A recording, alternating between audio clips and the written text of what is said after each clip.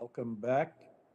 This is our third panel, and we will assess U.S. national security risk posed by investment in Chinese companies. First, we'll hear from Mr. Jason Arterburn, Program Director at C4ADS.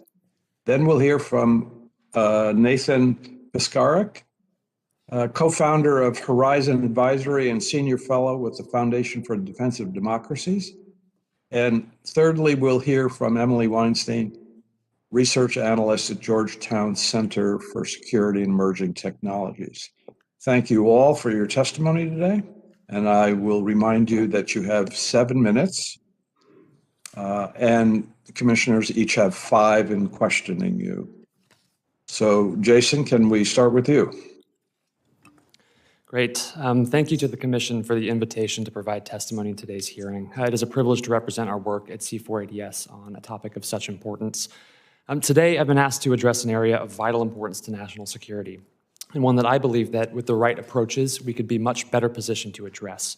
And that is the Chinese government's co-option of what has been traditionally understood as private sector enterprises in the ways that it impinges on U.S. national security interests.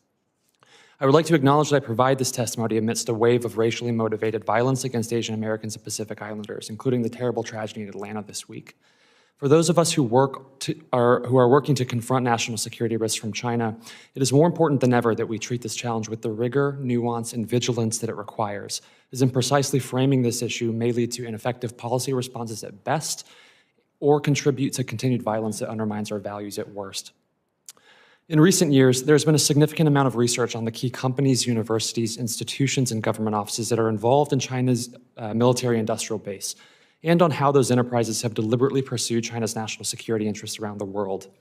I'm indebted to this research, but for the purposes of my testimony today, I'd like to complement this existing body of work by setting those enterprises in the context of more recent changes in China's domestic political economy. My goal here is to outline and draw attention to the more banal ways the United States and its allies are exposed to national security risks, even in the absence of deliberate operations by the CCP. Specifically, I'd like to focus my remarks today on 2 key points. The first is that China's domestic political economy poses systemic national security risks to the United States and other liberal democracies with market-oriented economic systems. The second is that publicly available information will be indispensable in our efforts to address threats that emerge from China's commercial sector. That is because publicly available information can not only produce actionable insights about threats in China's corporate environment, but also can be cheaply collected and easily shared with the growing range of stakeholders who we need to help mitigate risk, whether they be new agencies in government, leaders in industry at universities, or partners in allied countries around the world. Now to my first point. China's political economy creates systemic national security risks in the United States because special deals between local governments and Chinese enterprises are an endemic feature of the commercial ecosystem. But the nature of that risk is difficult to define. Because China has weak formal market institutions, Chinese companies have relied on special deals with local governments in order to survive, compete, and grow in the domestic market. Scholars have described this special deal system as such. Local governments who seek political achievements compete with other local governments to attract businesses to their region. To do so, they create protectionist and preferential policies or provide access to capital. Private entrepreneurs accept special deals with local governments because they provide market protections that don't otherwise exist. And as those companies grow and pursue access in other local markets, they create new deals with other local governments. Over 3 decades, this special deal system of public-private collusion has been one of the main driving forces behind China's growth. But as companies now pursue globalization, it creates 2 serious national security consequences for the United States and other liberal democracies with market-oriented economic systems. First, China's special deal system has given rise to massive, sprawling networks of companies with complex relationships to the state at multiple levels of governance. In fact, according to one study, the average size of the largest 100 conglomerates in China increased from 500 companies in 1995 to 15,000 companies in 2015. As a result, it is now difficult through equity ownership analysis alone to determine who ultimately controls a company or to understand how different companies relate to one another within massive corporate networks. Second, private enterprises face financial incentives to work closely with state owners and investors, which may lead to political exposure or entanglements whose national security implications are difficult to assess. Using corporate registration data, researchers at the University of Chicago assessed that while privately held capital in China has grown significantly as a proportion of China's economy over the last 2 decades, it has only done so for private investors who are proximate to the state in their commercial ventures. These findings suggest that while the party state may not directly control private investors, successful private investors may have varying degrees of political exposure, which may or may not ultimately pose a national security risk. So in this context, we face 2 key challenges in our effort to understand and respond to risk in China's commercial environment. The first is diagnostic, namely, how do we define the threat? How exactly does the party state relate to commercial enterprises or research institutes? And under what conditions can and can't the party state instrumentalize those enterprises to pursue its national security objectives? The second is prescriptive on how we develop a policy response. If risk is systemic, what generalizable heuristics can we use to reduce China's massive corporate and research environment into a manageable pool of only the highest risk entities for closer scrutiny and review? In this regard, I argue that publicly available information will be indispensable in our ability to both diagnose the threats that emerge from China's commercial environment and to prescribe tailored policy or enforcement responses. In making this argument, I echo unclassified recommendations from the House Permanent Select Committee on Intelligence in their September 2020 China Deep Dive, which states that open source information will be critical to keeping up with expanding intelligence requirements on China and in engaging a broader range of non-traditional intelligence consumers who have roles to play in risk mitigation. While some have previously recommended to the Commission that the U.S. government use open source information more broadly, those recommendations have focused primarily on academic articles, Chinese policy documents, gray literature, and other sources of information that fall in the traditional open source collection taxonomy. But there exists a tremendous amount of other data sources available in the public domain that can be collected cheaply at scale, which can provide valuable context about a company's relationship to the party state. In my written testimony, I provide significantly more detail about the ways that the party state directly and indirectly participates in the commercial ecosystem. I also analyze how those forms of participation create observable indicators for policymakers and regulators who seek to proactively identify and mitigate risk from publicly available sources, both at the industry and the company level. But to use those new sources of data effectively, we will face technical, policy, and cultural challenges. And to overcome them, I recommend that the United States develop a national data strategy that is attentive to the increasing volume of high-value, publicly available data sets from China. Examples of those data sets include Chinese corporate records that are free to access and contain detailed shareholder director information, and a number of other sources that I outline in my testimony. In addition to thinking about new sources of data abroad, our data strategy must also pay special attention to how we capture data at home, where even minor changes in how we record records can dramatically improve and accelerate the due diligence process. I look forward to continuing to engage with the community of scholars, policymakers, and practitioners who are working on this issue and using the data and technology tools at our disposal to pursue better answers to these difficult questions. Thank you. Thank you. Nate, are you prepared?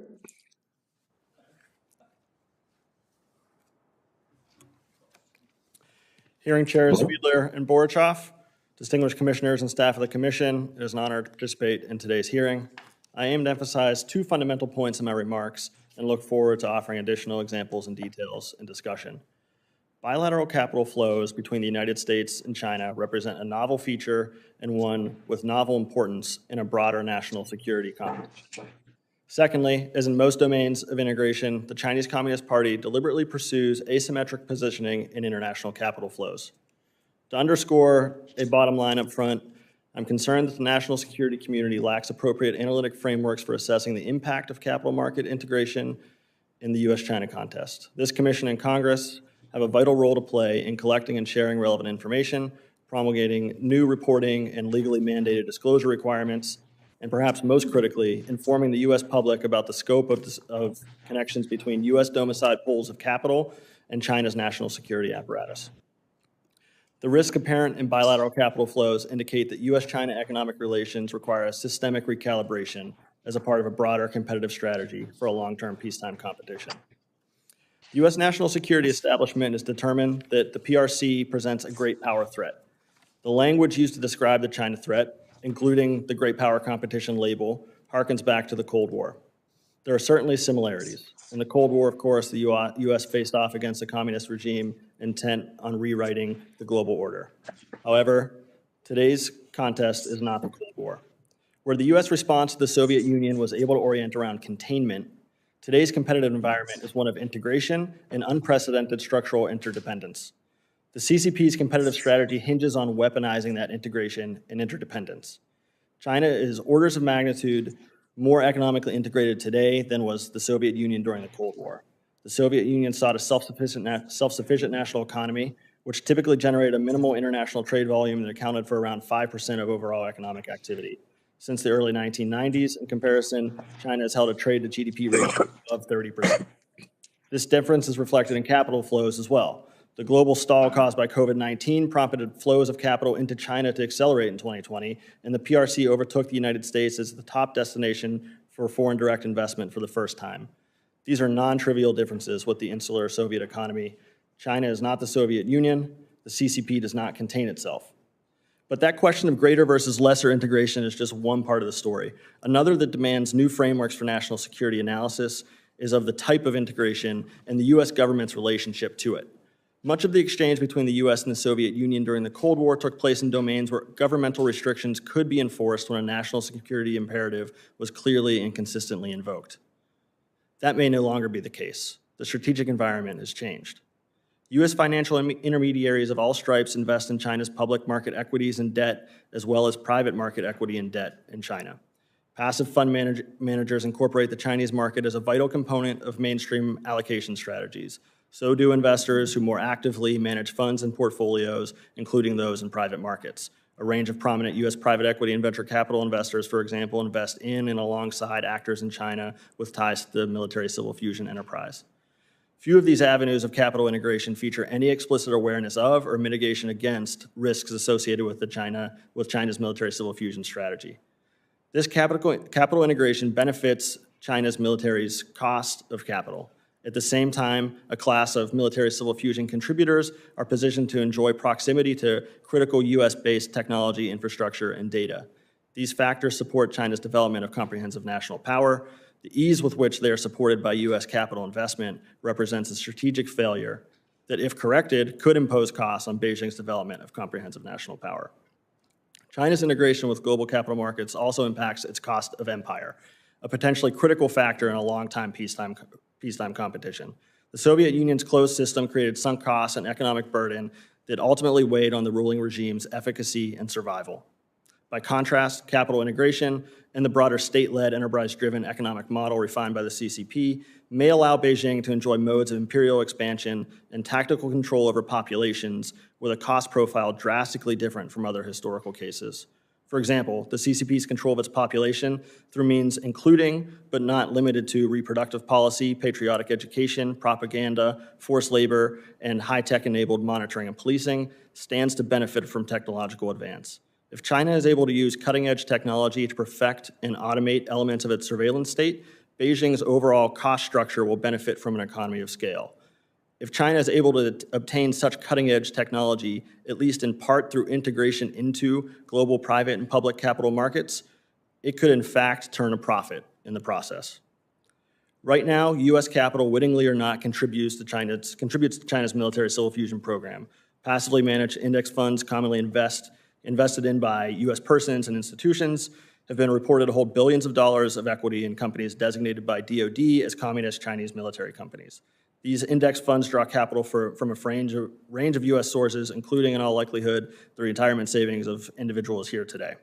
This means, first, that a U.S. index fund, and by extension its investors, provide capital to China's military-civil fusion program. They directly decrease the cost of capital for operating a Chinese military company. Second, the interests of that fund and its investors become tied to those of China's military-civil fusion apparatus. To take one example, Vanguard's Emerging Markets Stock Index Fund offers an instructive case that is common across other similar investment vehicles that incorporate international equities within framework of technology, growth, emerging market, or China-centric investment themes. The fund has featured stakes in several companies designated by DoD as tied to the Chinese military, including the surveillance firm Hikvision. The fund also invests in the strategic and military relevant companies like those that provide Beijing a stranglehold over rare earth element extraction and processing globally. Vanguard's Emerging Markets Stock Index Fund features Class A shares of one such player, China Northern Rare Earth Group. While DoD has not designated any of China's rare earth players as communist Chinese military companies, it's clear that those actors support China's industrial policy and the military civil fusion program. U.S. sources of capital investing into actors like Hikvision, China Northern Rare Earth, and the likes of Liar, a Chinese chemical player affiliated with the Chinese Academy of Engineering Physics, is counterproductive on any and every metric of importance in the context of long-term competition with China. And this is just one class of example where U.S. funds support Chinese military's cost of capital and cost of empire. Private market investment, as discussed in other panels and reflected in the exposure of prominent investment funds, present additional examples that feed into Beijing's apparatus for developing military power and present additional sources for us to continue to monitor and respond. Thank you. Thank you. Emily? You're up. Chairman Borokoff, Chairman Fiedler, and members of the Commission, thank you for the opportunity to testify today on the subject of China's military civil fusion strategy, or MCF. I will begin my statement with a brief overview of China's MCF strategy, followed by an assessment of some of the MCF tools at Beijing's disposal, and will conclude with a selection of recommendations for U.S. policy. In the plainest terms, China's MCF development strategy is a holistic approach to national development that ensures that new advancements simultaneously advance both economic and military development in China. Although the concept is not novel, China's MCF strategy under Xi Jinping takes a new approach, one that many experts believe supersedes those of his predecessors. This presents a number of challenges and implications for U.S. policy. Key to MCF's implementation is the two-way transformation of military and civilian science and technology achievements. These spin-off aspects of MCF reflect the PRC's emphasis on dual-use technologies with simultaneous applications in both the military and civilian sectors. On the one hand, Beijing is interested in spinning on technology from civilian entities to military applications, and on the flip side, they are also interested in working to break down barriers that have prevented defense research and technologies from entering the civilian industry, thus encouraging spinning off. Beijing maintains a host of tools at its disposal to implement military civil fusion.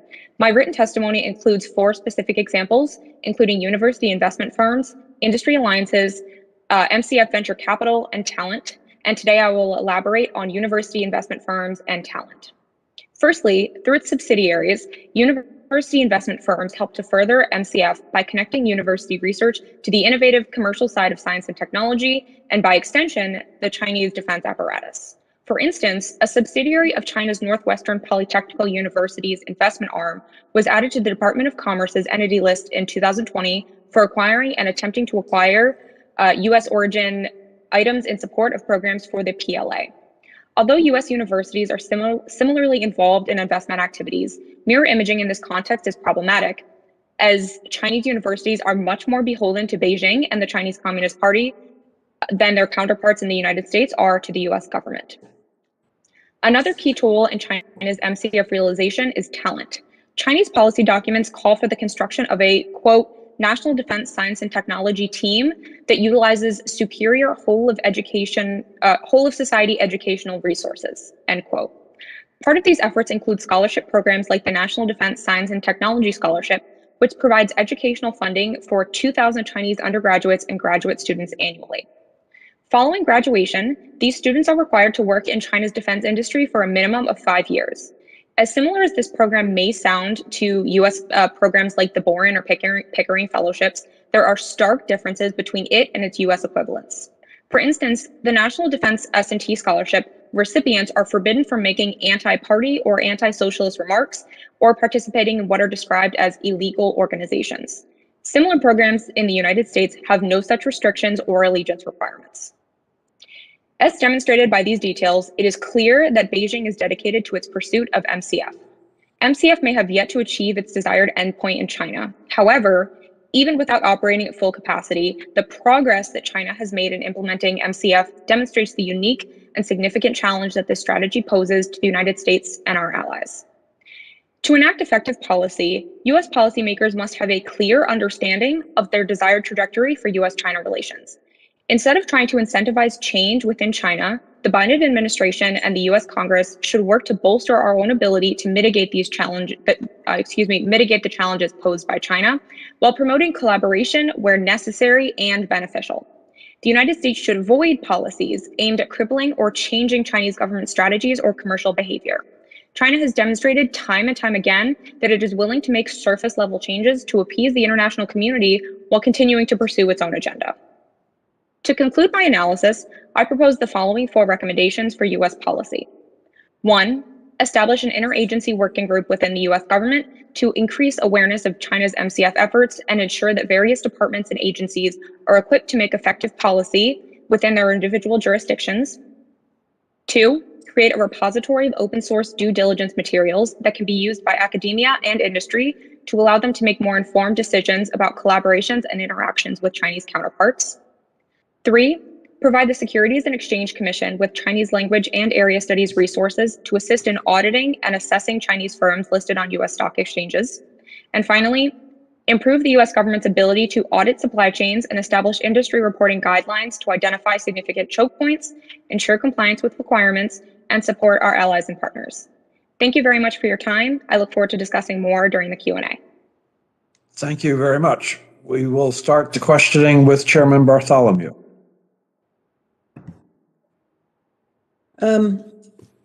Thank you to our witnesses. I'm feeling actually quite overwhelmed about all of the different information that everybody has provided, and we've gone on record as advocating for more data, but I'm beginning to wonder how that data can be organized, right? I mean, when we look at what happened at 9/11, there wasn't really a shortage of information. It was a fire hose of information, and people were not able to pull out the information that would have led to knowing what was going on. So I guess I'd like to hear from all of you some suggestions about how the data could be usable by, I'm thinking of companies in particular or universities that don't have necessarily the expertise that you all bring to the table.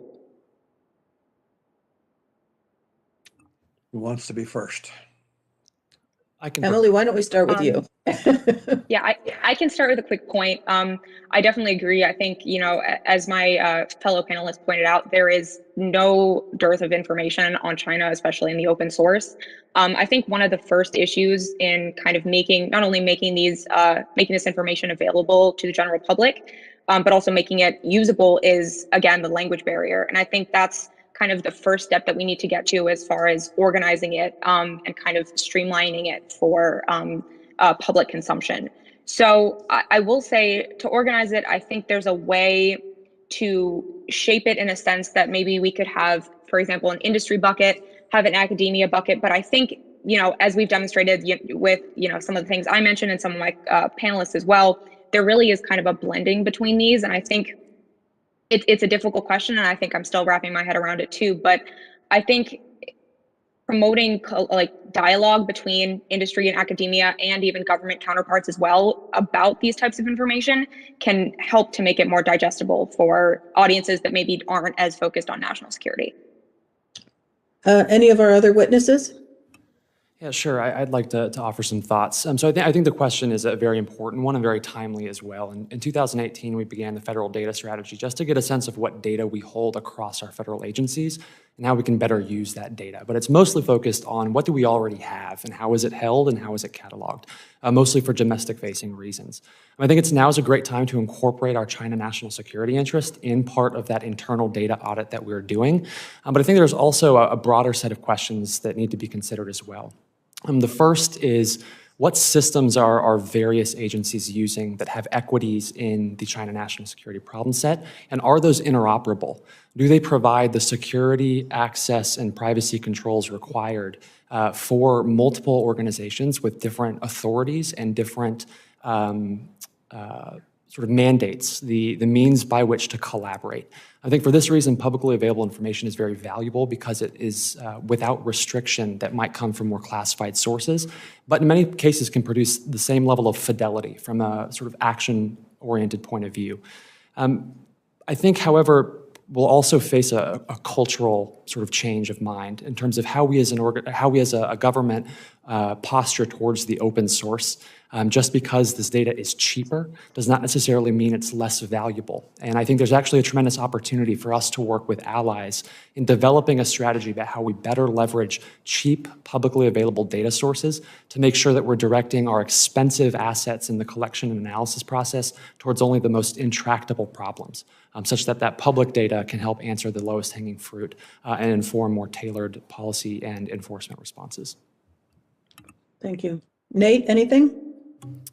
Agreement with my co-panelists, and I would just add that I think an important feature, at least in the immediate, may be to think about the competitive dynamics that we're in the middle of competing with a direct strategy from the CCP, and perhaps there's need for imposing onto our own data and collection processes a prioritization logic that's informed at once by the strategy that's pursued by the Chinese Communist Party. So what sectors of interaction and integration appear to be important to them, and then also based on our own internal prioritization logic from the United States government perspective of where are our assets most at risk, which of our actors are most targeted or most vulnerable to Chinese advance, and perhaps that type of framework can be imposed onto how we think about different types of data and different types of collaborative opportunities like my co-panelists have raised. All right. Thank you very much. My co-chairman, Mr. Borokoff. Thank you. First, I just want to say I think we could probably spend an entire day talking about open source and publicly available information, because almost all of the witnesses that have spoken and are going to speak allude to it in some fashion. So that's clearly a weakness we have, and I'm not going to ask a question about it because you just gave several good answers. Now you could probably talk about it at length. I'm interested, Mr. Pekarsik, in your comments about the permanent normal trade relations status, and if you would expound a little on your view of what we should be doing relevant to that. Yeah, so in my written submission, a policy recommendation that I included was interest in encouraging Congress to debate the permanent normal trade relations status that China enjoys in this country. I think there's more than ample evidence that China's human rights records demonstrate violation of the Jackson-Vanik Amendment of the 1974 Trade Act, which should provide ample justification to open up this debate. And I think this is the type of strategic measure, even if at the point of messaging, that will draw attention of the private sector here in the United States and draw their potential action to the types of threats that we're discussing here on this panel that largely, I think, most commercial actors assume that they can wait out, that these national security risks will over time fade away, and that there's no immediate risk attached or cost attached to the types of exposures that they have to the Chinese military system. So to be clear, what you're saying is that the nature and structure of the PNTR opens the door to a question that leads into the more important tool we need to effectively start to leverage some areas that need to be leveraged at the moment. Yeah, and I think that's mostly the attention and action of the U.S. private sector. So being able to cue that. Wake up the giant. Yes. Thank you very much. I'll yield the rest of my time. Vice Chair Cleveland. Thank you very much for your testimony. I'm looking at two different pages, and I want to make sure I get sort of the construct right. Mr. Pekarsik, you're suggesting that examples of a prioritization of a framework, we should identify areas of greatest risk, and that would include connections to China's MilCiv fusion program, government-led industrial policy, and human rights abuses, asking ourselves, does it collect or fuse and apply military-relevant technology, and then the proximity of the investment target to Chinese government entities, state-backed, state-owned. That seems to be your framework. And Ms. Weinstein, I heard you say we should think about buckets that are industry-based, academia-based, And Mr. Arterburn, if I'm looking at your testimony, it says specifically, U.S. policymakers should consider the following areas: party-state equity for financing, political exposure and industry sensitivity, market structure, and goal compatibility between the company and the party state. And then you consider each of those in turn. There's some overlap there. I think that we could come up with a coherent taxonomy. What I'm wondering is if we were able to capture all of those, we could cluster or capture those activities in some meaningful way for consideration by somebody in the government. What are we really talking about being at risk in terms of international and in particular U.S. investment? And to that point, Mr. Pekarsik, you mentioned Vanguard and Hikvision. This morning we got a list of companies. Vanguard was the largest investor in SMIC, and let me see, Hikvision was the capital group. But it appears that the amounts are not substantial. So even if we organized ourselves in a meaningful way to collect data, to apply it for outbound investment, I'm wondering what we're really talking about in terms of stakes that U.S. investors, institutional and otherwise, have in these companies that you've identified as national security risks. If I may go first, thank you. This is a tremendous question, and I think that it's not the simple point of capital that's exposed. Instead, it's the confluence of the opportunity cost and the direct cost of capital that's exposed, as well as the value that's derived on the other side. So in terms of the opportunity cost, we're funding U.S. pools of capital, funding a Chinese company that's designated as a military company or a military civil fusion contributor, is all else equal, decreasing their cost of capital, and at the same time moving pools of capital that could be supporting the cost of capital calculus for a U.S. analog. So that trade-off between the value derived on one side and the opportunity cost on this side immediately doubles the value of what we're talking about. And then from there, there's a degree of legitimacy that's afforded to these actors, which then allows them sort of compounding effect to go out and participate in global markets and have some degree of legitimacy be bestowed upon them by having pools of U.S. capital supporting them. And then we have the sort of downstream of thinking about which of these actors pose the most immediate and direct threat. So in some cases, in pure civilian companies, perhaps this is not so egregious, and this guarantees that these actors participate in global trade and we can monitor what they're doing through publicly available information, and maybe that's a net positive.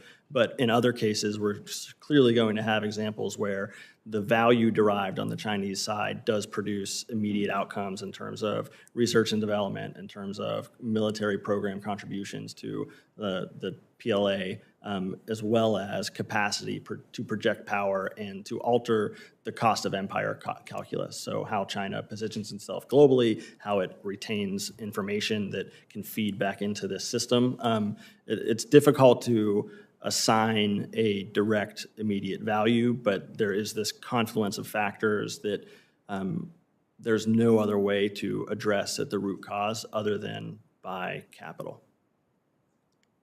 Well, and I'm also mindful of what Chairman Bartholomew raised this morning, which is we don't want to wait until problems become enormous in terms of the size of capital investment. But I do think it's important in terms of raising concerns with our colleagues on the Hill that we identify what the scope of the threat is, not just, and I think that was a brilliant presentation of opportunity costs, but what's the actual value? And I think that's a key question to ask, Mr. Arperton and Ms. Weissman. Sure, yeah. No, I think you ask a very important question that sort of in identifying risk in the Chinese commercial space, we need to first ask ourselves sort of what is at greatest risk in the U.S. national security interest. Risk is a function of vulnerability, consequence, and scale. And so we must first sort of audit what are our national interests and where are we most vulnerable and which vulnerabilities, if exploited, would result in the greatest consequence to our national interests. And I think if we look at examples of how the Chinese state and Chinese actors that may not be aligned with the state have compromised U.S. national security interests over the last few decades, there are several examples. Some are things like technology transfer. Others are things like political interference through illicit dark money in campaigns in democracies. And others are sort of using front companies to make investments that are adversarial, I think is the term that some have used. So I think to really answer that question, there's really sort of a first order audit that we need to do and understand where are we vulnerable in a systemic sense, in ways that people may be able to contribute money to political campaigns without proper disclosures, where companies may not need to disclose their beneficial owners in ways that would allow us to understand who is ultimately behind those companies, or maybe where our universities don't have the proper disclosure systems that would allow us to identify where a Chinese state actor might be involved. Now, this is sort of a much broader policy conversation, I think, but speaks to really the systemic nature of the solutions that we need to pursue, some of which are domestic-facing, but I think are really our best chance at having a durable, sustainable solution from a policy point of view. And I would just go ahead and echo what my co-panelists said and just add briefly too that I think when assessing the risk that China poses to the United States, I think we need to think about these in terms of different buckets of risk. What is actually at risk? Are we thinking of instances where health information or PPI is at risk? Are we thinking of information where proprietary technology or specifically defense technology or information is at risk?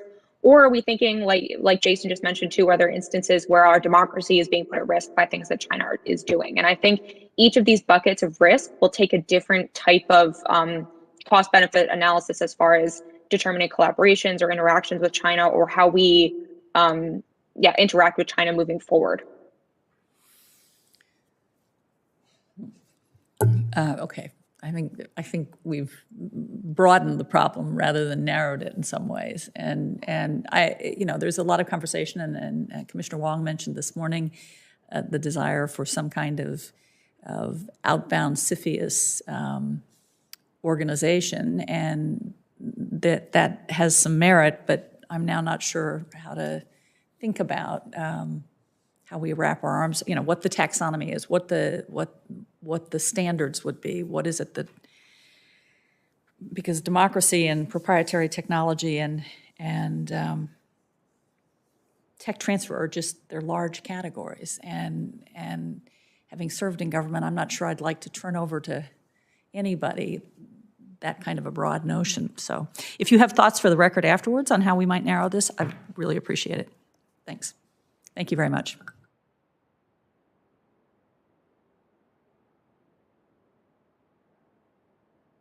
Jeff, you're muted, Jeff. Jeff, you're mute. I'm sorry. I want to continue this discussion that Robin has raised. We have restrictions in place currently, and there's a discussion about whether some of those restrictions are proper or not. So there's a targeting issue, number one, and and some of you have already talked about priorities. And then there's a expectation of a reasonable process on the part of our government before they put these names out there and restrict investment in these entities. So, there's a major difference between somebody who is providing the innards of ballistic missiles versus lug nuts for Jeeps for the PLA. And so, but everybody, and it seems to me that the government should be obviously prioritizing those that are most important. And to Robin's point that you don't necessarily want people in the government always to be deciding all of these things, then there seems to be the necessity for some outside cooperation in that at least contributing information to the decision-making process. And I get that it's layered on top of interagency, this, that, and the other thing. So it's critical, and complicated. Now, but we're presented with that problem today. We have issued restrictions. Are they fair? Are they not? How should we proceed as a government? Jeff, could I just correct one thing? I didn't say Yeah. I didn't want the government involved. I just don't want them handed something that is so large and unwieldy that we No, I'm sorry. enhancing the problem rather than No. solving it. Yeah, no, I mean, what I think I meant was that we don't necessarily want the government to consider only its own information and not anybody else's. So comments? How do we structure this? Sure. No, I think it's a very important question. And I think the threats from China have been described as a whole of society threat. And I think we need to imagine whole of society solutions. And that is a way, I think publicly available information is a way that we can engage key stakeholders. The example of what constitutes a dual use good that meaningfully could contribute to the PLA's capabilities. We really need the specialist community, which includes academics, technical folks in industry, to contribute some answers to that question of which lug nut is actually going to help the PLA make a better missile. And we can only do that if we're willing to engage and we have a mechanism through which to do it, which means that we're more willing to have open conversations with those broad range of stakeholders who can contribute important perspective there. I think that the last note that I'll make is that sometimes it's in the national interest to collaborate with China, and I think that it is important that we have the means of having a more detailed and nuanced understanding of where risk specifically lies so that we don't throw the baby out with the bathwater in removing opportunities where there might be a productive way forward. Emily, Nate, anybody? Yeah, I think I'll add briefly to Jason's comments as well.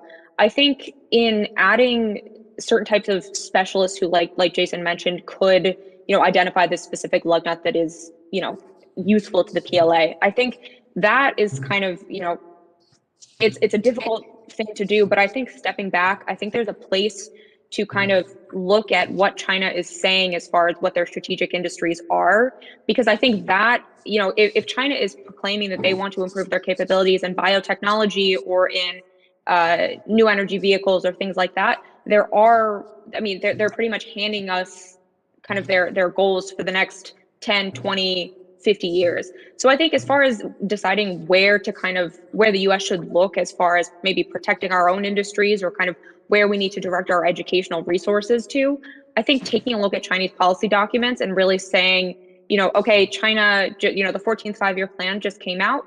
We see that they're interested in these specific sectors. Let's make sure as the US government that we go ahead and start to talk to people, both who work, in academia in this sector and industry, and try and work with them to kind of not only give them a better understanding of the challenges posed by China's interest in this sector, but also to kind of work with them as they navigate collaborations or interactions with Chinese counterparts. Thank you. Okay, Commissioner Goodwood. Thank you, Commissioner Fiedler, and thanks again to the witnesses for their great testimony. Mr. Karczyk, I wanted to talk a little bit about investment restriction. We touched on this in our first panel this morning, but you in your written testimony discussed the executive order that has designated, pursuant to which some companies have been designated as being subject to certain restrictions, and you were pretty clear that for these restrictions and that executive order to be effective, it will require and necessitate clear and consistent implementation. In that first panel, I raised a question about a recent court decision issued by the U.S. District Court for the District of Columbia regarding the company Xiaomi, who obtained a preliminary injunction preventing the application of those restrictions. That company and a lot of the media coverage has played additional litigation along the same lines. I want to ask a bit of a different question, though. In your testimony, I think you point out that even the efficacy of these restrictions still raise a more fundamental question, which is what good does it do to restrict investment in these companies if large American investment firms can still invest in those same companies, affiliates, or public entities. Which to me raises some political questions here. How could those sorts of restrictions and those sorts of concerns be raised and implemented? And on the heels of the decision by the district court last week and the prospect of additional litigation, will that make it more politically difficult domestically to pursue the sorts of restrictions, or at least assess the sort of restrictions that you may be suggesting in your testimony? Thank you. I think this is a fantastic question. It speaks to the core of the task at hand immediately and the importance of this dialogue. So again, thank you for the chance to contribute, and thank you for convening this discussion. I think that I would actually point to the points that my co-panelists have raised, that there is sufficient information available from primary source Chinese language, publicly available information to document the scope of China's military civil fusion strategy, apparatus, ecosystem, and to document the role of actors therein. And I think that the task that allows us to implement is a collection one and an analysis one that addresses the scope of military civil fusion, documents it clearly, and communicates that documentation and analysis in a more rigorous fashion and in a more transparent fashion. And I think there's a guide to do so offered in the 2021 National Defense Authorization Act that reauthorizes the original military company tasking from the 1999 NDAA. So that's probably the first place that I would look in guaranteeing that Congress implement that guidance and that it resource the authorities in the U.S. government that are tasked with carrying it out appropriately. So I think Emily previously mentioned staffing SEC with Chinese linguists and analysts. I think that there's probably a need for guaranteeing that even in the DoD, intelligence community, Treasury offices that are implementing these measures, that they also be receiving the appropriate scope of resources and type of staffing to carry out the task. Well, but more fundamentally, if on the heels of a loss in a court case and the prospect for additional adverse decisions, do you think that will affect the political appetite to move forward with the sorts of initiatives that you're discussing, especially in the face of potential pushback by business and industry groups? Yeah, I think it's going to impact the political appetite, and it's going to fuel, as you're suggesting, the private sector impetus and interest in combating these types of restrictions and measures.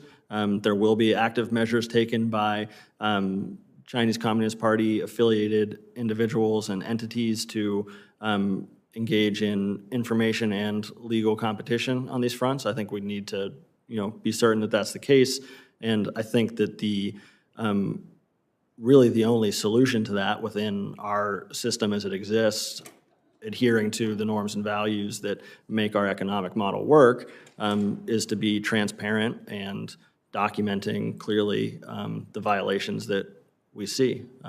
So I think that even in this case, I would suggest that there's material that should be made more public about this individual designation and decision. I haven't reviewed in extreme detail any of the disclosures made as a part of the case, but my suspicion would be that there's available public information that hasn't been considered by either side of that dispute that might be and should be made available. Sure, and I certainly wasn't asking or opining myself on that individual case, but just in the abstract, in the face of these adverse decisions, was curious as to what you thought, what sort of impact that would have on our efforts. So thank you very much. Commissioner Goodwin, if I could just quickly add a point, just briefly on the show me, I know we're tight on time. I just think one of the things that I noticed in looking at that injunction from last week was that as good as the DoD and the NDAA's definition of military civil fusion is, and how well they, in my opinion, define what a Chinese communist military company is, I think this case shows the need for, it's great for everyone to have a kind of solid definition of MCF across the US government. But I think in particular, individual offices, departments, agencies need to be able to develop their own types of more succinct and more applicable definitions of military civil fusion so that they can use them as a policy tool within their individual jurisdictions. And I think this was a case maybe where the definition of military civil fusion or a Chinese military or a Chinese communist military company might have been too broad, and therefore Xiaomi was able to kind of find ways to circumvent some of that. Thank you. Okay, Commissioner Camphausen. Thank you to all of our panelists. It's been a terrific panel so far. Mr. Arterburn, your bottom line, I'm quoting here, is China's political economy poses systemic national security risks to the United States. So that's either a blinding flash of the obvious, or given the work that you've done in this area and the breadth of the rest of your testimony, really prompts me to ask, what is unique? What has changed? Why are you saying this now, right? Is it so different from an earlier point in your analytical career? Is it that, and in the end of this section, you quote Jude Blanchette's piece and talks about CCP Inc., focused on creating an entirely new political economic order. I mean, is that, I want you to spend a little time fleshing that out. I think for some of us who've been at this a while, military civil fusion is the latest iteration of a long-standing trend in China on the part of the party and the military to leverage that which was better in the non-military part of the economy for military use. But it'd be helpful to hear your view, and then also Mr. Pekarsik's and Ms. Weinstein's, on whether it's qualitatively different, right? Has a threshold been crossed and we ought to think about it, military civil fusion, in ways very distinct from the past? So 2 questions. First, why now would you say what you say here about China's political economy posing systemic national security risks? I smile when I read it because it's self-evident at one level, but really that's a prompt to get you to talk more about your why you would emphasize that at this point. And then the broader question to all 3, if we have time, what's different about MCF from past patterns of behavior? Yeah, thank you for that question, and I've actually asked myself that question before I published it. Is this not obvious, or is this actually a new idea? And so I think the way that I've sort of come to it in my head is that I've gotten the sense that the most recent policy conversation, as our community has achieved consensus about the threats that China poses to the United States, has seemed to overstate the role that the CCP plays in the economy, as if to imply that we need to establish a CCP operation or CCP connection in order to state its urgency, while overlooking, I think, some of the more fundamental and banal ways that China's domestic economy, in which there is collusion as an endemic feature, poses certain national security risks where we don't necessarily need to find a state connection for there to be an urgent problem that we need to address. So the one example I would give would be from Wall Street Journal's reporting last June, where a satellite company called, Huaxun Fangzhou, the chairman of the board of directors who sits on the All China Federation of Industry and Commerce was in the United States as in the capacity as the chairman of a company that is publicly traded, attending fundraisers and political fundraisers in the United States. Now, that is perfectly legal in many ways. By US standards and by US campaign finance law, there was no wrongdoing necessarily found. But what it means is that we have a certain vulnerability where someone who sits in formal political institutions within China may be able to participate in our democracy and our system in ways that, simply because conceptually we're not treating it as the same issue, might sort of fall through the cracks and undermine our interests in ways, while they're pursuing perfectly normal and licit commercial interests to maybe increase profits in a new important market where there's a significant market for technology products in the satellite space. And we need to be more attentive to those more domestic and systemic features. And so I seek, when I use those words, to draw it out. And I think what's fundamentally changed, to your second question, is both the scale of this with the top 100 conglomerates being 500 companies and now 15,000. And also the urgency of it, with the volume of Chinese companies that are now pursuing globalization and impinging on U.S. interest and in U.S. markets in new ways, whether it's through capital markets domestically, direct investments and acquisitions, participation in joint collaborative research with American universities and others. Before Nathan and Emily address the second question, I mean, your analysis of the problem really begs a comparative methodological answer, right? Would we see similar patterns of behavior on the part of Russian oligarchs, albeit with Russian characteristics? That's beyond our writ, but it does suggest we need to understand this piece of the problem in more nuanced ways than we have before. Okay, Nathan. I think the only thing that I would add, and I think complete agreement on the scope question, would be that what is available with that scope as a function of changes in the security environment. So we do have a point where we are today, possibly at an inflection where new types of technology, new rules that govern those technology are likely to be locked in some capacity for some amount of time. And at that pivotal sort of inflection moment, it might be more important than other times, particularly given the relative balance of power, to pay more attention and be more active in defending against the risks that I think completely agree have been largely evolutionary within the domestic policy system in China and the concept of military civil fusion. So I think we can respond to the national elevation of this policy within China, but as much or more so, it's changes in the security environment that present different, perhaps more immediate type risks in this current period. Okay, Emily, you have anything to say?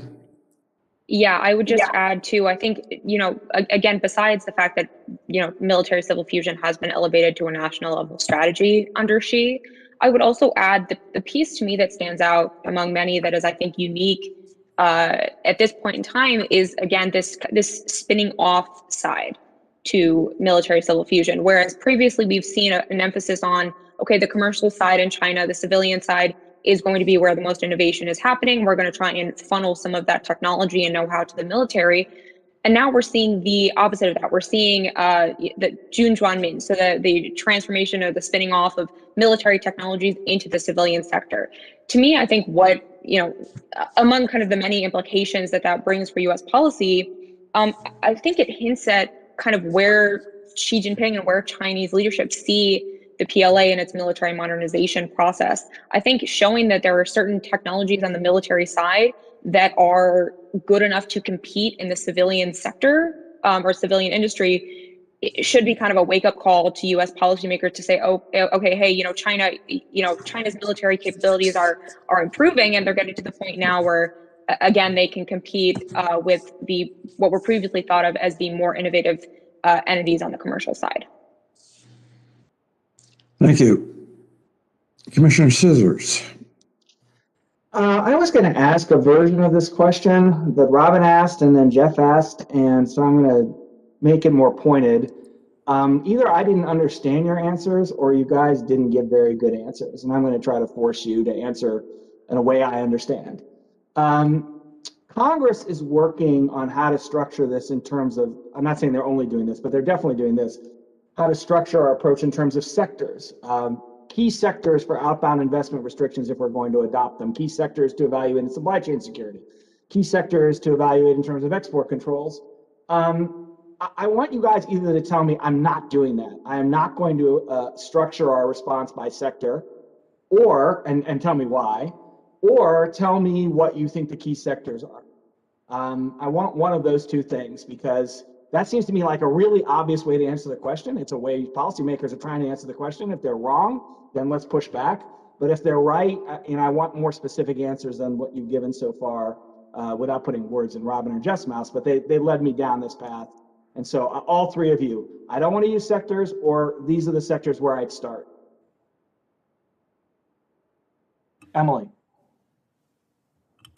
I'm happy to start. Thank you. I would say, so I am willing to go down the route of identifying specific sectors. And I think it ties back to the comment I made earlier about looking at For example, in the 14th five-year plan or one of the policies that's come out, I know China usually updates their catalog of strategic emerging industries around this time as well. So I would say a great place to start as far as where we want to start limiting access on a sector by sector basis would be to look at specifically what China has said is key to their goals moving forward. So I don't have the 14th five-year plan in front of me at the moment, but I would say that's at least a good place to start. Nate, Jason? Yeah, I would agree. So taking the scope of ambition offered by Chinese planning documents, and then I would add filters for the current balance. So China's role in a given sector. So there are going to be some where China already has an outsized position, so it should cause some degree of concern. Susceptibility to vertical integration would be another, which is a precursor for the Chinese dominance in a particular market, either as a consumer or producer on either side. And then there's probably a separate set that should be prioritized that is just strictly based upon military relevance. So as we think about dual use and commercial inputs, we shouldn't lose sight of things that are the obvious right now, the innards of the ballistic missiles, as Jeff mentioned earlier, and those should be the first. I'll go ahead and offer some specific ones that came to mind from the framework that risk is a function of vulnerability and consequence. So the first is rare earths, where we have a dependence and China has a significantly greater supply and capacity. The second is agriculture, where we have a significant capacity and China is particularly vulnerable. And so for outbound investments, it might be worth focusing on. The third is on critical technologies of the future that the Office of the Director of National Intelligence has indicated would be dramatically consequential to U.S. national security if other our adversaries were able to make significant leaps and bounds. So that includes things like quantum computing, artificial intelligence, and others. The fourth is on semiconductors and batteries, which are both part of China's stated priorities, and you see that in their investment activity domestically. The sixth is on energy, where China has strategically used state-owned enterprises and private military contractors around the world to ensure that it has stable access to things like fuel, on which it is dependent on imports. And the seventh and final is on biotechnology and genomics, where there's obviously significant interest right now with developing vaccines, but where also there would be a dramatic consequence from a counterintelligence point of view if China and Chinese companies were able to acquire a lot of that data. So those are the seven I would start with off top of mind, based on the idea that risk is a function of vulnerability and consequence. Thank you. I appreciate those answers. And maybe I just, didn't parse them out, but I feel more enlightened now, at least. I will close with a comment. All of you started with what the Chinese are doing. You didn't just necessarily end there. I mean, we could have started with what the U.S. wants to do, and give Chinese goals and even status, make that secondary to our goals and status. And I'm not sure that that's the right thing to do. I'm not advocating it, but I will say that we are bigger, richer, we're more technologically advanced, we're younger now. We have a lot of advantages, and they may argue for starting on the American side and pushing it against the Chinese rather than responding to China. I'm not sure. I just thought I'd bring that up, and I'm sorry to go a little over time. I'll stop there. That's quite all right. Is Senator Talent back yet? Then we will move to Mr. Wessel, Commissioner Wessel. Thank you all for being here. A lot of questions. I want to tee off of something that Senator Goodwin, though, raised earlier today and again in this panel, which is the Xiaomi case and the question of the injunction. To me, I think it's time to change the burden of proof, create rebuttable presumptions that with the opacity of the Chinese system, as well as their unwillingness to abide by certain norms, for example, transparency with regard to accounting, etc., that I think we are right to take certain actions we believe are in our national security interest, broadly defined, and China can earn its way back. can earn its way off, if you will. This goes to entity lists, this goes to the DoD companies. It goes to areas like pharmaceuticals, where China has refused access to substantial percentages of their drug-producing facilities to FDA personnel. We have certain basic interests that our public is interested in us pursuing. Not every definition is correct, and we have to continue to adapt them. But what do you think that, since China is not a rule of law nation, that we should move first and worry later? Nate, do you want to start with that? Sure, Commissioner Wessel, thank you for the great question. I think the framing is spot on. If we're able to scope to national security relevant domains and leverage the Chinese definition of military civil fusion for doing so, I think we're able to flip this presumption. I don't know what the correct legal or bureaucratic mechanisms to do so would really be, and that perhaps suggests that there's a need for new or different bureaucratic authorities or interagency capacities on the part of the U.S. government. But I think we have ample evidence at this point to understand that China's not going to change its orientation toward the rule of law, its compliance when it concerns military civil fusion and national security relevant capacities with accepted norms and standards globally. So I am entirely sympathetic and agree with the idea and principle, and regrettably don't know that I have any real concrete suggestions for how to implement. If I could. Thank you. Please. Yeah, I would like to offer one concrete recommendation. I think I can agree with the premise that there's a certain level to which we cannot necessarily force China to change its ways or its approach to be transparent, reciprocal, and maybe have integrity in certain business or academic interactions in the way that we understand it in the United States sense. But there are tools that we can use to force their hand in certain ways. And I think the lowest hanging fruit from my point of view would be require that Chinese companies that invest in the United States or register in the United States also include their Chinese script's name in disclosure documents. And the reason I recommend something that basic is such that when an investigator who needs to know who owns this company, who is related to this company, wants to go in Chinese public records that are free to access to understand shareholder investor information, need to have the Chinese name to do it. And in most cases, the discrepancy between a Chinese company's English and Chinese name can be dramatic to the point where it's impossible really to hunt that company down in English. So things like the Treasury Department's Office of Foreign Assets Control publishes lists of Chinese company names in Chinese, and that's dramatically helpful for those of us who do investigations and analysis on a lot of these corporate networks. But as based on the previous National Defense Authorization Act, where we've begun to establish a national beneficial ownership registry, that is one concrete place where if we require Chinese companies that are registered in the United States in some way to include the Chinese name of their company as well, it will increase and accelerate the due diligence process in such a dramatic fashion and allow us to start really sort of scaling up our own sort of protective due diligence measures at home. So that's the most immediate lowest hanging fruit I can think of to sort of force some transparency in our own domestic systemic reforms that we might pursue. And I appreciate that, and any other ideas you may have there that we can talk to Congress or recommend to Congress. But I think we have to do more than baby steps. We need to take some giant strides right now based on the challenges we face. Emily, any thoughts?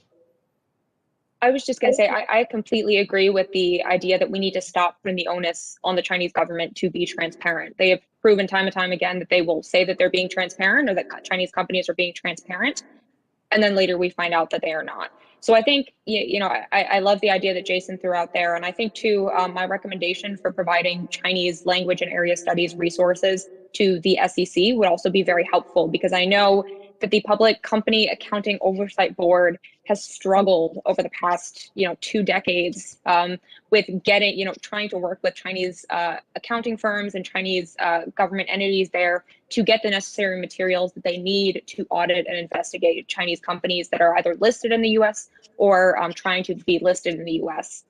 The only other thing that I would add too, and I think, there's a lot of conversation recently going on about whether or not to delist certain Chinese companies from U.S. stock exchanges. And I think there's really an important calculus that needs to go into these decisions, because in some instances, the companies or the information that these companies need to provide in order to be listed on the U.S. stock exchange, that provides a lot of information for in the open source for U.S. government, for other analysts to kind of assess these intercompany workings. And I've struggled over the past few years trying to get access to certain things on the Shenzhen or Shanghai Stock Exchange. It's much more difficult, and I assume now moving forward, as easy as it is right now to get things on the Hong Kong Stock Exchange, I think it's going to be more difficult as we see things in Hong Kong really shifting. So I think in some instances where there are maybe cases where the Chinese government or Chinese military is very tied into company inner workings, I think there's an argument to delist them. But I think it's important to keep in mind, again, the lack of or the loss of certain open source details that might be useful moving forward. Thank you. Thank you. Commissioner Wong. Thank you, Mr. Chairman. I guess my questions and really some of my comments are directed at Mr. Arterburn and Ms. Weinstein and some of your recommendations regarding having the government become more of a clearinghouse or a source of analysis and information on Chinese at the Chinese market and at the sectoral level and even at the firm level and the connections between these ostensibly private firms with the national security policies of China. So one observation, which I just find interesting, is generally people will say that the relative difficulty of the Mandarin language and Chinese written language is a hurdle to China in its ability to expand or to attract investment, to conduct trade, to acquire talent from abroad, and to expand its soft power. But it also, on the other side, as I'm hearing from you, it has the effect of insulating their strategy, insulating their country from strategic analysis, from basic business due diligence. So it's interesting. At the same time, it's a hurdle. It's also perhaps a shield from some of the analysis that we'd like to conduct on their market. That's just an observation. Second, I agree with you, Mr. Arterburn, that the open source opportunities here are great. As a general matter, the delta between open source analysis and sources versus those that are classified is relatively small in my experience. Maybe it differs between what you're actually talking about, you're analyzing about. As a general matter, I think that the delta is pretty small. And here, the actual data that's available, as you're saying, is quite voluminous because of the simple fact that China's strategy to boost its capital markets, that military civil fusion, it has to be in large part public for them to marshal their entire population and the entire business community to their ends. So it's available. So I agree with you on that. That's a second observation. And the third is kind of just I want to clarify or maybe put this in terms that I would understand and see if you, Mr. Arterburn, and you, Ms. Weinstein, agree. You both are proposing that the United States government do something somewhat unprecedented, which is to enter into sectoral and firm-level analysis for investment quality, perhaps even some things that rating agencies do, something that has largely been private sector and proprietary type research, having a government role in that. But you're proposing this because we are facing a situation where there is an unprecedented government and national security valence to the market in China. So we have to somewhat mirror that in our efforts. Am I phrasing that correctly? No, I think so. I was just going to say, I think yes to how you're phrasing it. I would just also point out too that I think there's a capacity for this to maybe be directed or led by or I would say directed by the U.S. government, but not necessarily undertaken as a wholly government effort. I think this is something that could be outsourced to think tanks in the U.S. There are plenty in Washington, D.C. that can do amazing work on this. I think even working at some type of public-private partnership, even something like an FFRDC or a UARC, that gets certain types of mandates from the U.S. government as far as its research capacity and what it is investigating. But that way, it's taking the onus again off of the U.S. government to entirely undertake such, as you've mentioned, such a large issue. Right. I think the point I would like to add is that whether we like it or not, as you said, there's an unprecedented threat, and it can't be just the government and the federal government to take it all on. We need the state level governments as well to understand what the threat looks like, how those networked threats actually might sort of come and appear. And I'm from Alabama in Huntsville, where there's a significant amount of our missile defense research. And we need the resources to be able to take action against those threats in a timely fashion, in a way that maybe not is unencumbered by sort of restrictions on information sharing. And I do agree, I think there is a degree of it which is unprecedented in the terms of who we might need to engage as collaborators or stakeholders who have a role to play in mitigating and responding to risk. Because, as you said, it is unprecedented in the scale that it takes and also in the form that it takes. I think another key challenge here that we have to be able to address is the fact that not everything is illegal. And approaching all of these threats from the perspective of criminality, I think will also potentially lead to certain overreach in ways that are going to be counterproductive in the long run. And so we also do have to think of new policy tools and levers that we can use to sort of frame and understand and respond to some of these threats, which may not require an enforcement mechanism necessarily, but might be something more benign or local or targeted. Right. Yeah, I agree with you that not everything can be listed on the entity list or on the SDN list, right? There has to be some sort of different medium by which we can raise, pretty vexing issues that are presented by the Chinese hybrid model of fusing its national security interests with the commercial interests, whether that's through advisories or bulletins, and investors can take it as they may to make their investment decisions. But obviously, when you have the U.S. government backing, whether it's through public-private partnerships or through an actual government statement, it will carry certain weight, right? It will have to be factored into investment decisions, particularly by publicly traded companies. That leads into my next question. I know I'm over time here, but there's been a lot of discussion here in this panel and from prior ones of the need for international coordination. Usually that relates to restrictions, that if we don't place restrictions in a coordinated manner, it's simply we're permitting other investors or non-U.S. investors to fill the space. Here, however, if this information is a public good. You put out information, it has the authority of the U.S. government that will not be ignored by investors worldwide, in my view. But we could also, I'm assuming, and perhaps you should jump in here, Mr. Arterburn or Ms. Weinstein, we can pull information from other countries as well. They perhaps know even more about the China market than we do. I imagine sophisticated investors from Japan or from Korea or from the region actually have better insights into this. Yeah, I would totally agree there. I think part of my recommendation about a U.S. national data strategy, I think my goal is that would be in coordination with a lot of our allies who have both similar vulnerabilities and also unique capabilities that can enhance ours. And if we sort of distribute the effort for a problem that is of significant scale and that is growing in sort of its scope, I think we're going to be in a better position to respond to it. But I think another important point here too is that these threats don't necessarily manifest bilaterally. And one example I would say is from a DOJ indictment from about 2 years ago on Beijing Highlander technology, where Chinese companies procured U.S. sensitive goods from a Houston company via front companies in Canada. So working with through our allied countries, where theoretically, if we had the right information sharing mechanisms, we might be in a better position to respond to things that might be sort of compromising our interests across those borders. So I totally agree with the premise that I think part of this needs to be in coordination with our allies, not only because we can distribute the resources required, but also because our allies have unique capabilities that can improve and enrich our own understanding of a threat in which we all have very similar equity and interest in sort of buttressing our systems. Thank you. And I would, apologies. Please.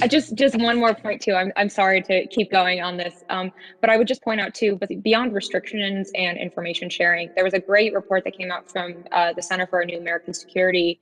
I would say within the past year or so, about building a like an alliance innovation base. So it's not only focusing on placing restrictions in international technology or kind of sharing information, but also working to improve our own technological capabilities and ability to compete, not unilaterally, but multilaterally. And I think as we move forward, that will be super important as far as competing with China. Thank you. Chairman Bartholomew, you have a second round question? Nope, none here, thanks. Bob, does anybody in the main room have a second round question? Yes, Commissioner Camphausen does. Oh, sorry, he was waving and saying no. So the answer is no. Anyone else? Is Commissioner Talent back yet? I just want to make sure everyone has an opportunity. Can I just quickly, Jeff, and thank you all. Last year, the China Commission suggested as one of its recommendations a new center on economic data. Would welcome, and I know some of it's in your testimonies, where you think the government is doing a good job on collecting data, where it's doing a poor job. I did appreciate the information regarding Chinese language names regarding SEC disclosures. I think we have a real opportunity this year with the new administration and what Congress appears to be ready to do, and we should take advantage of it. And where it relates to data and other issues that support policy, do our best to get that those supported in law as soon as possible. I have a follow-up. Okay, Robin Cleveland. Just quickly, Ms. Weinstein, you mentioned that a good place to start would be to look at our the 14-year plans as framing what their priorities are. Doesn't that put us in a position of always catching up? I guess I'm sort of struggling with, there is some consistency, obviously, but could you clarify how you would prioritize what's in the various 5-year plans? Absolutely. Both very good questions. To the first question, I would say, as far as kind of how the U.S. government is working on a data strategy, I think when discussing or dealing with issues associated with China, I think part of that data strategy should include some type of data maintenance recommendations. As many people know, when dealing with Chinese open source information, a lot of it tends to disappear, particularly if it gets a lot of hits in Washington, D.C. or from specific spots around here or elsewhere, and especially if it's on key terms. We've seen things like Made in China 2025, 1,000 talents, and other kind of terms disappear from the Chinese internet. So I know many of my colleagues in the kind of think tank and private sector world have spent a lot of time digging into how to use VPNs, how to archive sources, how to save documents, or save web pages or archive them in a specific time period. So I think as part of that strategy, I think we need to make sure that all the parts of U.S. government that are collecting data are well equipped to save that data and ensure that we have access to that data moving forward, even if the Chinese government takes it down. To the second question about kind of a sector-based approach, I would say I agree with the fact that, again, if we only focus on what China is doing, I think that puts us in a position, like you said, Commissioner Cleveland, to always kind of be catching up. And I think what I would probably recommend is a strategy that kind of attempts to do both. So it's a strategy that on one hand, we are paying attention to what China is doing and putting in place protective measures to ensure that those sectors specifically are safe from, for example, technology transfer or any types of nefarious collaboration attempts or things like that. But I think it also puts us in a position to look at these sectors and say, okay, if China wants to do A, B, and C, let's think about that. But I think, we don't necessarily want to copy what they're saying word for word. We don't want to do exactly what China's doing. The US has its own strengths. So I think there's a place, and I think one of my co-panelists, or both of them, mentioned this earlier, that there's really a place to kind of, look in domestically and see where are our strengths. What do we want to improve? Almost like, I don't want to propose that the US make its own version of, made in the USA 2025 or 2030. But I think there is a kind of place to do some type of internal assessment to say, these are the areas in which we want to improve. And then we can really kind of double down on ensuring that all players, US government, academia, and industry are on the same page. Thank you. Jeff, I think Mr. Arberton wanted to add a comment.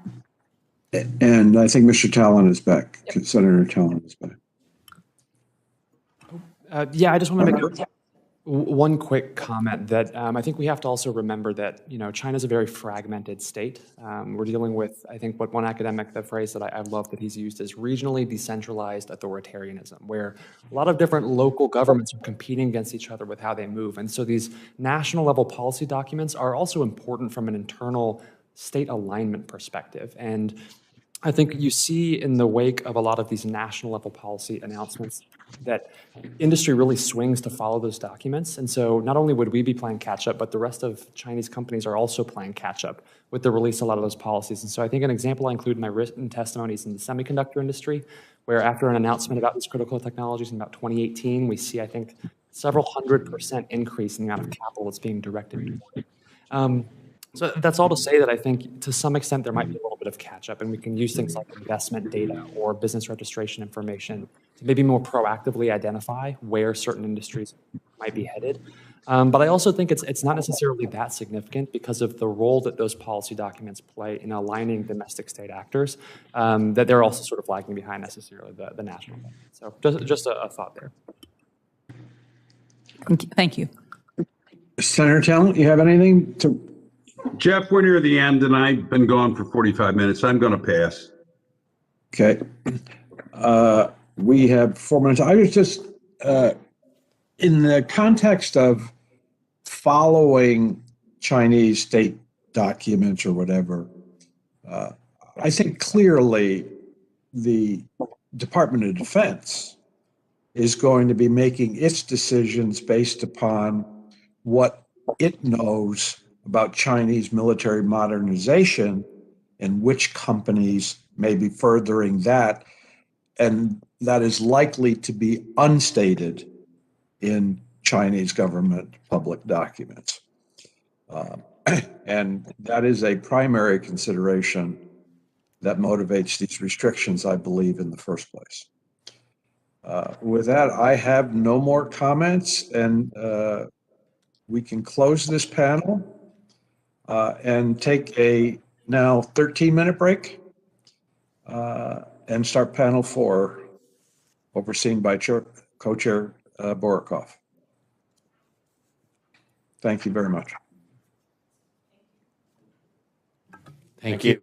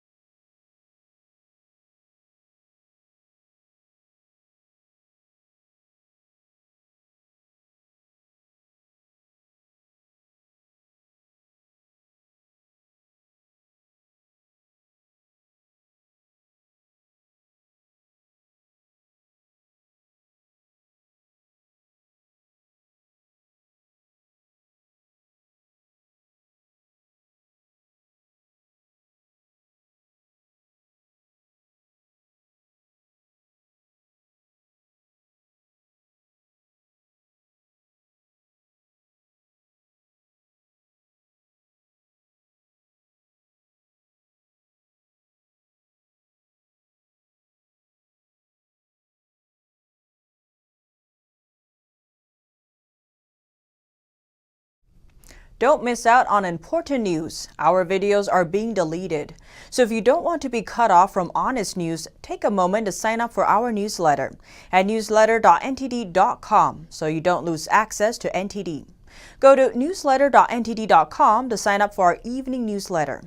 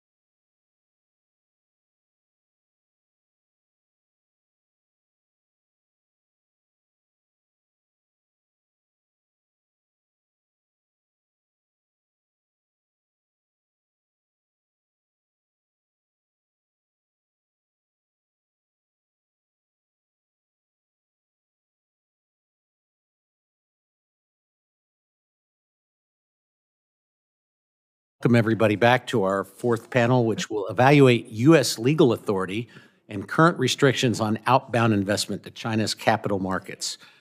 First, we'll hear from Ms. Nazak Nik-Akhtar, co-chair of the National Security Practice at Wiley and former Assistant Secretary for Industry and Analysis at the U.S. Department of Commerce's International Trade Administration. Next, we'll hear from Ms. Perth Toll, founder of Life plus Liberty Indexes. Finally, we'll hear from Dr. Ryan LaFond, Deputy Chief Investment Officer with Algert Global. Thank you all very much for your testimony. The Commission is looking forward to your remarks. I'm going to ask all our witnesses to please keep their remarks to 7 minutes. Ms. Nik-Akhtar, we'll start with you. Thank you. Chairman Bartholomew, Vice Chairman Dr. Cleveland, hearing co-chairs Commissioner Borochoff and Commissioner Fiedler, and all the commissioners and staff, thank you for the opportunity to speak today. My name again is Nazak Nik-Akhtar, and I'm the International Trade and National Security Attorney at the Washington, D.C. law firm of Wiley. And so the views and opinions expressed today, I need to say, are mine and do not represent the views of Wiley or any of the firm's clients. By way of background, I'm also a trade and industry economist, former Georgetown University adjunct law professor, and I currently completed my second tour of duty in the U.S. government. I've been on the front lines of the U.S.-China economic challenge for decades, and I'm offering perspectives from the government, from the perspective of my time in government and then private sector. Panelists discussed earlier today how the PRC is rapidly completing its goal of realizing military and economic hegemony. The Defense Department concluded last year that China has already achieved parity with or even exceeded the United States in several military modernization areas. Well, how has this come to be? To be frank, the United States' reluctance to adequately control the flow of technology to China, our collective decision to offshore manufacturing in strategic sectors to avail ourselves to China's distorted non-market economy, and our decision to pour capital into the PRC has been for decades tilting the competitive advantage in favor of China and against the United States and our allies. And the Chinese Communist Party has taken advantage of this through its military civil fusion strategy, rampant IP theft, coercive tech transfer requirements, and myriad of laws that compel the transfer of sensitive information to the government. The PRC has built its economy and military strength to a scale that it can now rival ours. And China has indeed weaponized capital. The US public and private equity investments in Chinese and Hong Kong domiciled companies totaled by our estimates at Commerce $2.3 trillion in market value of holdings at the end of 2020. US investments in state-owned enterprises totaled over $152 billion, and investments in military companies totaled nearly $55 billion. Further, the US imported approximately $451 billion in goods and services from China in 2020. The aggregate value of these imports represents US capital flows into China as well.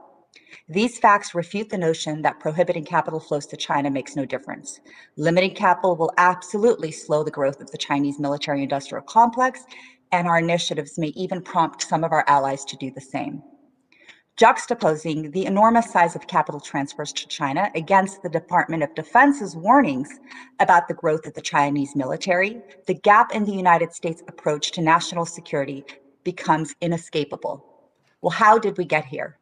As a starting point, we need to acknowledge the reality that our business dealings with China have fueled the country's military-industrial complex for the last 40 years. Even business dealings where we service Chinese industries' demand in low technology, commodity sectors haven't been benign, but rather have created opportunities for the Chinese economy to shift resources away from low-tech enterprises to higher-tech sectors to accelerate its indigenization. Many of us have witnessed firsthand these dynamics and the ensuing hollowing out of industries around the world. Maintaining the status quo cannot be our strategy going forward. After Executive Order 13959 was issued in November prohibiting U.S. equity investments in the Chinese Communist military companies, the CCMCs, the 2021 National Defense Authorization Act expanded the definition of CCMCs to include entities that aid the Chinese defense industrial base through the CCP's military civil fusion strategy. Other than equity investments, I should say CCMC designations also prohibit U.S. government procurement from contractors with CCMCs in their supply chains. CCMC designations are a start, but we need to do more. I provided a number of recommendations in my written testimony and will highlight some of them here. First, last Friday, as earlier was mentioned, the DC District Court ruled that when making CCMC designations, the Defense Department is bound by the Administrative Procedure Act to produce substantial evidence demonstrating that the entity in question is linked with the Chinese military. Here, the notion of substantial record building makes little sense. It prolongs and potentially frustrates rather than facilitates many CCMC designation. When national security is at stake, will the government always have access to substantial evidence to fulfill the mandate of the APA? How much record evidence should be required? And what are the limitations if actual evidence isn't readily available? When countering national security threats, shouldn't the law facilitate rather than impede our security objectives? Here, Congress should amend the NDAA by instituting a reasonable cause to believe standard for CCMC designations, i.e., that there's a reasonable cause to believe that the entity in question is working with or poses a significant risk of working with the Chinese military-industrial complex. This would be a far more flexible standard and reduces the record-building burden on the U.S. government. We need to be nimble when responding to national security threats. Next, we know that there are extensive and far-reaching laws in China that meld the commercial and military sectors into the same intertwined state-coordinated apparatus. In light of these CCP laws, it would be reasonable to apply a de jure approach rather than a de facto approach for designating CCMCs. Under a de jure framework, the U.S. government would examine the extent to which CCP laws and policies can be used to compel specific entities to work with the Chinese military in ways that threaten U.S. national security or foreign policy interests. If those laws have the reach, then the entities subject to those laws would be designated as CCMCs. This de jure framework has precedent in international law, so it is legally viable. This approach is also straightforward, facilitates the Defense Department's process for CCMC designations also, so it should be adopted. The third item addresses U.S. transfers of technology, just as dangerous as capital to high-threat actors. The U.S. government needs to make substantial progress in its identification of emerging technologies under the Export Control Reform Act. This would then get incorporated into the definition of critical technologies under the Foreign Investment Risk Review Modernization Act. Without good definitions here, the U.S. government does not have the legal authority to adequately review exports of emerging technologies or inward FDI in critical sectors for national security risks. For over 2 years, the full exercise of these authorities has languished because emerging technologies have not been fully defined. This too needs to be remedied. Fourth and lastly, from my oral testimony, China's military civil fusion strategy is real, and the U.S. government needs to develop a comprehensive and consistent legal standard for evaluating the extent to which foreign entities are affiliated with their provincial or central governments. The lack of a framework has to date significantly impeded the U.S. government's ability to respond to national security threats in a number of areas, including export controls, investment screenings, intelligence, community risk assessments, federal government acquisitions, and Department of Defense operations. But the solution is simple. Congress should, by legislation, apply to all federal agencies the long-standing legal definition of affiliation that exists in U.S. trade laws. The laws define affiliation beyond ownership interests to the broad range of ways that foreign governments are able to exercise influence over corporate entities' business operations, such that these entities lose autonomy over key decisions. Think subsidies, think how intelligence sharing works. Think about even how financial coercion by foreign governments can induce companies to act certain ways. The affiliation laws I propose have been upheld by the courts for decades, are consistent with the United States obligations under the World Trade Organization agreements, and will therefore withstand judicial scrutiny. The goal here, by giving all agencies a strong and consistent definition, is to augment agencies' ability to increase their own legal authorities to protect U.S. national security. For example, to limit procurement from corporate entities that act as affiliates of a foreign adversarial government, or to enable the Defense Department to act offensively against the commercial arms of a nefarious central government. The ultimate point here is that we need to modernize our laws because the CCP has erased the line between China's commercial and military sectors. We must see that for what it is. I thank you, and I look forward to your questions.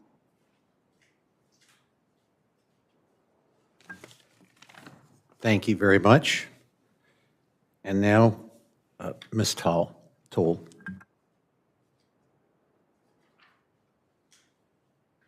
You're muted.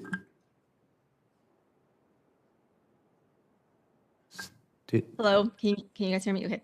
Thank you everyone for having me here, and thank you commissioners for taking on this important issue. So I come here from the investment community to be with you today. I run a company called Life and Liberty Indexes. We are the world's first freedom-weighted emerging markets index. And so I'm here to talk with you about the investment community, the indexing community, and how we may work together to take on some of these issues head on here. So the first question that I wanted to address is from you guys is, how do you view the respective roles of the government and the market in ensuring U.S. investment does not fund Chinese companies which pose a threat to U.S. national security and values? And just a disclaimer before we get started here, none of anything I say is not to be construed as investment advice or nor a recommendation to buy or sell securities.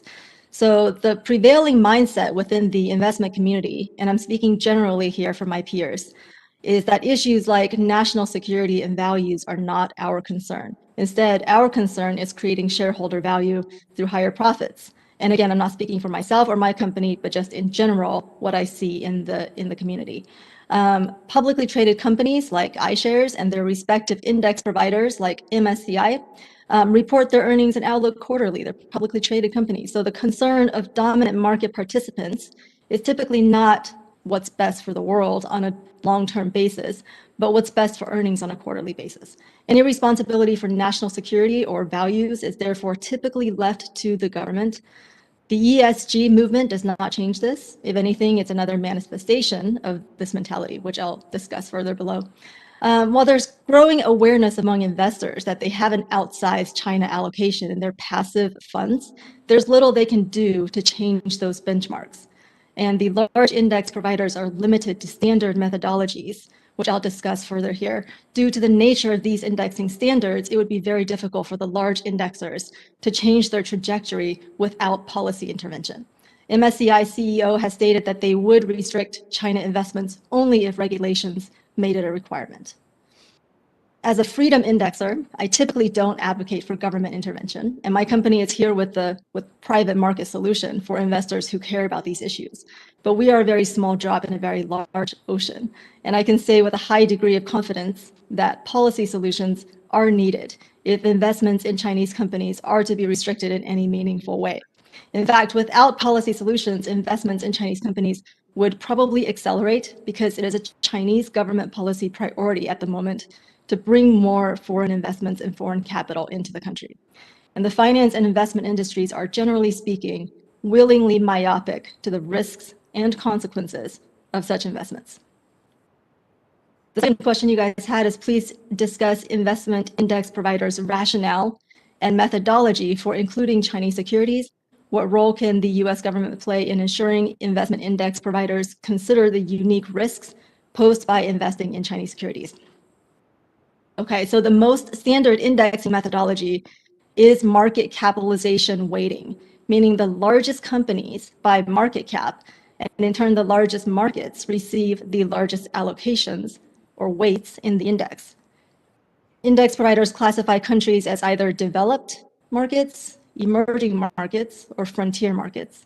Most asset managers will have a separate allocation to each of these categories. The largest index providers, MSCI and FTSE, are serve as benchmarks, mostly MSCI, for the world's institutions and set the country classification standards. And all of them classify China as an emerging market. So I will focus on emerging market indexes today. The emerging markets country universe typically contains around 26 countries, China having the biggest market capitalization by far as a result of its huge size and the fact that it is classified as an emerging market. The reason why it is so big, or one of the reasons, is that we continue to invest in these companies, and these indexes do facilitate that. The MSCI Emerging Markets Index has 38% allocated to China alone. The FTSE Emerging Markets Index has around 43%. So on average, it's about 40 to 41% in China alone in your emerging markets allocation. Now, in the investment world, what we would call this is a lack of diversification or a huge concentration risk. However, this is the way that these emerging markets indexes are right now. Our company is the opposite of that. We have no China allocation because we are freedom weighted, not that we are excluding China arbitrarily, just it's freedom weighted. So the freedom weighting naturally excludes some of these more autocratic countries. But we are, again, very small compared to these larger companies. So the biggest funds, or the ETFs, or exchange traded funds, which is the type of funds that I work in, that are tracking these indexes are VWO, IEMG, and EEM. VWO is the Vanguard Emerging Markets Index Fund. IEMG is the iShares Emerging Markets Core ETF, and the EEM is the iShares Emerging Markets ETF. So there's $78 billion currently in assets under management, with 44% allocation to China in VWO, 76 billion AUM in IEMG with 37% allocation to China, 29 billion AUM in EEM with 39% allocation to China. And so that data is as of March 5th, the day that I did this written testimony. So last week, as of March 5th, 2 billion in US investments flowed to emerging markets ETFs, according to Bloomberg. 1.5 billion of that went to the IEMG product, and China was by far the biggest country level beneficiary. So anytime money flows into emerging markets indexes, China is the biggest beneficiary because of its large allocation. I mean, to give you a kind of a comparison, Saudi Arabia and Russia, being the other two very autocratic countries in these indexes, have only between 2 and 3% in the index. Even more impactful to ETF flows is the fact that these indexers provide the benchmarks for all of the world's investment institutions. All the world's biggest pensions, endowments, sovereign funds, by investment policy, cannot deviate from these benchmarks. So they too must have about 40% allocation to China in their EM allocations. So in short, the largest index providers set the standards for the investment industry by providing the benchmarks by which the asset allocators of the world's institutions are measured and mandated to track. As a result, the standard in the investment industry is to have 40% in China in diversified emerging markets allocations. I see the US government's role as a regulator who won't be as swayed by state narratives and promises of market access, and who can set the rules for market participants in a country with rule of law and investment protections. In a good cop, bad cop scenario, I see you guys as the much needed bad cop. As someone that works on Wall Street, I can tell you right now that Wall Street is always going to be the good cop. We want to be everyone's best friend. So we're not going to ever say to China, without your help, we're not going to say we're not going to invest in you, because we just want to be friends with everyone. We want that market access. And again, not speaking for myself, but for the industry. Thank you, Ms. Tall. Oh, wait, yeah. Am I out of time? Yes. Okay. Do you have much, how much do you have left? We'll give you a chance during questions. Well, you guys had the testimony, so I'll let you ask a question. Thank you very much. And now, Dr. LaFond. Good afternoon. For my testimony, I'll first provide opening remarks and address really the main question provided. As way of background, I've been managing portfolios in emerging markets and specifically in China since 2007. Over this time period, U.S. investors' access to China has changed dramatically, primarily as a result of the Stock Connect program, but also as a result of increased U.S. listings and greater integration of China into the global economy. It seems to me that the main question is, what are the costs and benefits of restricting U.S. investments in Chinese companies? Well, there's clearly a cost for U.S. investors in terms of a loss of diversification. How large the loss is ultimately depends on the size of the restricted list. The penalties imposed on Chinese companies as a result of these restrictions are less certain. The majority of equity investment in China, specifically for retail investors, comes through trading of shares in the secondary market, where transactions take place between investors rather than through direct capital flows flowing into the firm. Restricting U.S. investment could potentially increase the cost of capital for Chinese companies, but this will ultimately depend on how accessible and receptive alternative capital providers are to such companies. If the intention is to reduce the potential significance of U.S. capital in foreign companies that pose a potential threat to national security, restricting U.S. investment will likely have minimal impact on the underlying behavior of these firms. However, there are alternative channels of influence, like enhanced disclosures, that have the potential to impact firm behavior while imposing less of a diversification loss for U.S. investors. We've heard today a variety of testimony about the challenges with information in China from an investor's perspective. I find many of these views somewhat dated, given how fast things are changing and evolving. I'll first note that this is not an issue specific to China, but a more general issue with investing in non-US firms and outside of the US. The information environment outside of the US is different than that in the US. In general, the information available to investors in China is better than most other emerging markets, and even better than some developed markets, but it is different. The disclosures are different, the information flows are different, and these differences don't necessarily seem anything bad or imply some higher instance of malfeasance than we observe in other markets. They're just different. We'd always favor more information and more monitoring, and this is what's actually happening and advancing quite fast in China, as China's opened up to more foreign capital. As China's opened up, we've seen increases in disclosures, monitoring, and due diligence on the equities available to most US investors. Further opening and integration into the global capital markets will likely continue this trend and ultimately continue to improve this from its current and prior levels. I'll next turn to the specific question of the role of the government and the market in ensuring US investors do not fund Chinese companies which pose a threat to US national security and values. The role of the government, regulators, and potentially exchanges should be to provide clear guidance as to what are permissible current and potential investments. There currently exist government restrictions on a variety of investments. Opposing additional restrictions is one of the many roles of regulators. The key feature for investors is that we need clear guidance as to what constitutes a threat to national security and thus would be a restricted investment. We would benefit from clear guidance around issues such as materiality thresholds for such proposed rules. If, for example, a firm produces steel that's used in making tanks and in buildings, what proportion of the firm's steel production going into tanks would pose a national security threat? The main fear from the investor perspective is that the potential rules are enacted in an overly broad fashion, impacting a variety of firms. The inclusion of the word values in the above question raises substantial concerns, as values mean very different things to different people. I have substantial concerns with the US government and regulators imposing restrictions based on values. How would the government define values and translate those values into clear guidelines for investors? Finally, I want to reiterate from the investor's perspective, consistency and transparency are the most critical features of any restrictions.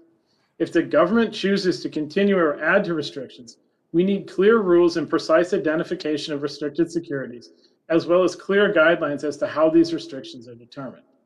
Thank you. Thank you very much. And now for our first questions from Commissioner Wong. Thank you, Mr. Chairman, and thank you to all our panelists. It was excellent testimony, and really the written testimony is where at least I am getting the most benefit. So very appreciate your efforts into putting together a very good written product. My question goes to Ms. Nikaktar. First of all, thank you for your recent service in government. It's fun to be in government, but you do make sacrifices, so thank you for that. You had mentioned the need to have a more precise, or at least some definition of emerging technologies as used in the ECRA. And, in your written testimony, you talk about where the U.S. government, the executive branch, is somewhat on this, or that they're aware of the issues presented with more precise definitions, vice more general definitions. But could you maybe let me know where you are aware of, where does that rulemaking stand? Is it in draft form? Is it being discussed? What can we expect soon? Very excellent question. And so just by way of background, I also served as Undersecretary for the Bureau of Industry and Security, so have some perspectives on sort of what the initiatives were and what the challenges were. There's no question. First of all, the Commerce Department didn't need ECRA to have the authority to control emerging technologies. It always had export control authority. And so, the fact that Congress had to legislate that, I think, was just a nudge to sort of move forward. And then I think that the struggle really is, now I think in the last panel, there was a question about sort of what sectors do we want to focus on that are key to national security. Well, the Bureau of Industry and Security had produced a list of emerging technologies. And I think if we're trying to look at critical sectors, that's a really great starting point. But then after producing the list, there was no movement. And I think this goes to the importance of this question goes to how do we need to adapt our thinking and our laws based on what we currently have?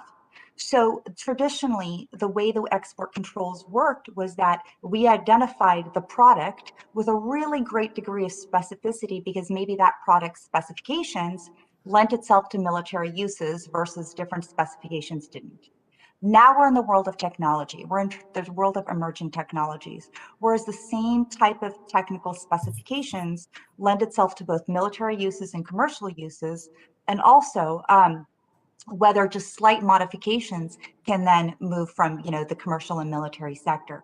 So then the fundamental sort of philosophical question is, do we want to use our traditional methods of export controls by controlling these items with that same degree of specificity, or do we want to kind of broaden the category of controls and maybe to not impose undue burden on industry, because industry is sort of always sort of trying to pushing back and say you don't want to overregulate, and I get that, then maybe limit the controls to the countries of a concern.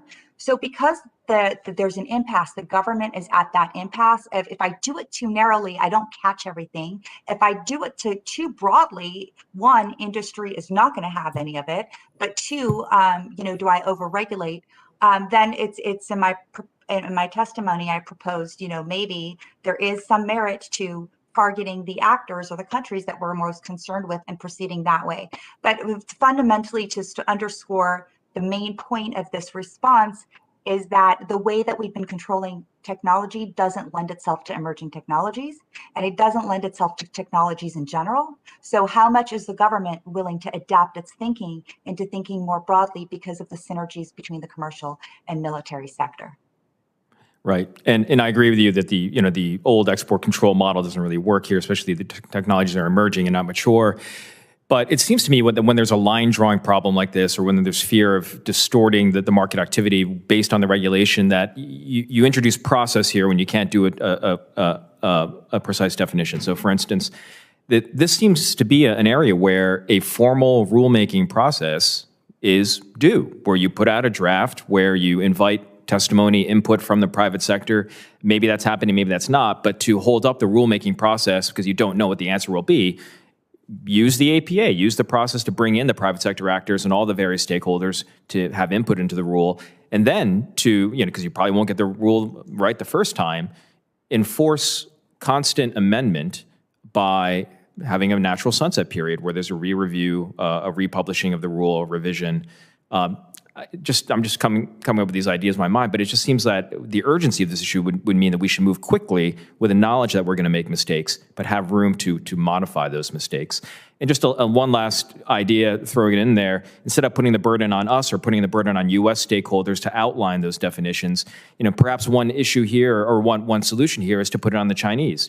If they put in their planning documents and their guidance documents certain sectors, certain industries, certain technologies as priorities, that is absorbed, at least presumptively, as an area which needs licensing, which needs extra scrutiny, perhaps not prohibition, but at least we can allocate our attention in that manner. Just putting those out there, I'm out of time, but if you do have thoughts on that, would love to hear it.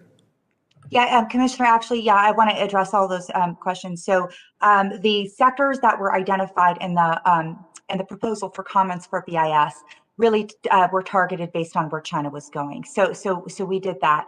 We invited comments. We got a lot of comments. The problem is most of the comments said don't do anything or don't do this rather than being constructive. So it really is incumbent, I think, on industry and the government to work together to understand that we're in this together, we're rowing in the same direction, and let's be helpful to one another rather than sort of impeding the government's ability to sort of move forward on these issues. Thank you. Thank you very much. Commissioner Wessel? There we go. So many questions, so little time, as they say. Thank you all for being here. Nazak, if I could quickly to follow up on Commissioner Wong's comments and question. I don't know that 2.5 years is that long in government land, but it certainly is a lifetime in industry. Do you think it's possible to take Commissioner Wong's idea of simply a mirror image on what China is doing and use that as the standard? Yeah, I mean, I think that goes to sort of something that I had mentioned in the written testimony, which is, take the sectors, look at the sectors that are most critical to national security, and instead of putting controls on everything for every country, let's look at targeted actors, let's look at targeted countries. Let's not worry about all the technical specifications of AI, for example. Let's just look at sort of uses of AI, and then look at sort of having a licensing procedure for exports of certain AI type of capabilities without narrowly defining them to the actors of concern rather than the rest of the world. It streamlines the process for the government agency, it reduces the burden on US industry, but at the same time, it helps the government where it hasn't developed the capabilities or the expertise on what all AI may entail to kind of capture, at least put controls by, and that I mean, put in mechanism where at least you get to review the things that are proposed to be export to the bad guys or maybe the adversaries or the dangerous actors, and at least offer a licensing mechanism rather than not doing anything, which is where we're at now, and not having any visibility as to what's going out there. So earning your way through the process rather than just as we see in FIRMA, where companies with minor alterations of their NICS codes are able to avoid mandatory filing altogether. Is that right? And that's been absolutely, and that's kind of been the game in the export control world, where you can kind of quote design out of a control. And with the rapidly evolving pace of emerging technologies, we just don't have the luxury, I think, as one of the commissioners said this morning, to constantly play catch up. If we're really as a country going to be committed to being proactive and try to at least be in lockstep or one step ahead, we've got to try these uncomfortable positions. And I know they're uncomfortable, but there's a way to thread the needle by doing what needs to be done, but reducing unnecessary regulatory burdens on industry at the same time. Let me ask you and have your co-panelists respond as well. There's so many tools that we could look at to affect some of these challenges. The challenges based on national security directly, based on values, investing, etc. What would your view be of limiting the tax benefits for any investments made in entity list companies, DoD companies, etc., so that you would not be able to take a capital loss and you would not be able to get the long-term gain? Treat it, and not provide the preferences that exist for other investments. Look, I mean, I think first and foremost, all options, we are dealing with an adversary, I think, with the last government or last administration labeled China as an adversary of a size and scale we've never been before, and an adversary that is nimble. And so we need to, this fact is important because we need to think about all creative solutions. So what you proposed, Commissioner Wessel, is certainly creative. It's certainly forward leaning, and companies and industries can't claim lack of transparency, because I think your proposal is working off of lists that the government has already produced identifying dangerous companies. So I think there's quite a bit of merit to it. And I know that everything is uncomfortable. I know any restrictions we want to impose on ourselves are uncomfortable. But again, to the earlier point, the status quo isn't working and we need to do something, and time isn't on our side. My time is about up, but Ms. Toll, do you have a view on that? You're on mute. You're still muted. Sorry, I agree. Thank you. Commissioner Townley. Yep. Commissioner Talent, your turn. Thank you, Bob. Ms. Toll, we need more people like you in politics with your brevity of speech. That was wonderful. Thank you. It is somewhat terrifying to be here, but it's not my normal venue. But I appreciate what you guys are doing. Commissioner Fiedler is not as frightening as he looks, so I can promise. Okay. Yeah, thank Dr. you. LaFont, oh, I'm sorry. Let me ask you a question, and I've been struggling with these issues. Let me preface it by saying what we've been investigating recently and last year as a commission. So if you read our report last year, we have a chapter on what the PRC's global goals are. It was Senator Goodwin and I co-chaired that hearing. And the conclusion we reached as a commission, and this was unanimous, is that their goal is to overturn and/or subvert the norm-based international system. The system according to which nations relate to each other, more or less, by norms, try and resolve disputes peacefully, trade, travel, on equal terms with other countries. And they want to replace that with a system, a hierarchy where they're on the top, and there are still rules and regularity, but they get to use the rules when they want to advance or evade the rules to advance Chinese national interests. And then we had a hearing, the last hearing we had was on the risk of Beijing deciding to resolve the Taiwan issue coercively. And balance of hard power in the region has shifted to the point where it is plausible that they can do that now. And if trends continue, the witnesses who testified thought they certainly would be able to do it by the end of the decade. And were they to do that, it would likely cause the collapse of our alliance structure in Indo-PACOM and would lead to all kinds of aggression and perhaps them asserting sovereign control over the South China Sea, who can ship in the region, et cetera. So the stakes here are pretty big as far as we can tell. Now, maybe all that's wrong, but I think the risk that it's right is pretty high.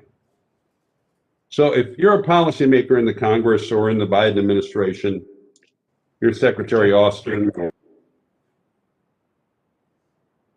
you're looking at this and you're saying, you know, we want to keep those things from happening, and we want to use tools to do that keep us as far away from an actual kinetic conflict with China. And I think that's the reason everybody's looking at, well, maybe we can constrain their aggressive capabilities by using the economic power that we have. Now, I didn't set this up to put you on the spot at all. I really didn't, because I understand what you're saying. I don't want to cut off our nose to spite our face. I don't want to put in restrictions on investment and the rest of it that hurt American investors or American business and don't accomplish anything. But given what I've just said, what would you suggest? And I know you have some ideas in there. I really like your point about clarity being very important. Yeah. What would you suggest that would be a good way to use our control over American capital investment in a way that sent the right message to Beijing, that kept them from developing these dual-use technologies, et cetera, or at least constrain them in that? What do you really think we might be able to do to use this tool effectively? You know, I think first and foremost, I'd say it's difficult for us to act unilaterally. You need partners. All of which you're talking about ultimately depends on, if you restrict U.S. capital, the effect of that on the underlying firms is a function of what the other pools of capital do. And this is where, you know, I'll continue to go back to, you know, more information and more disclosure is better. Absent some effectively collective action more globally, whether it be, you know, partners, particularly within the U.S., Europe, I think the best that we can do is to try to provide more information through the realm of disclosure. And by having more information out there in the public, I think, potentially we're in a better spot. But I think ultimately, in looking at the various reports, what's been done, even our own thoughts on the topics, the main challenge with this is that you can restrict US capital flows. It is very uncertain that that will have any effect on the underlying firms. And so if your goal is to achieve some harmonization, bring in some variety of, global norms to certain things, let's say, it's very challenging to see how the policies that are being pursued when it comes to restricting investment will achieve that.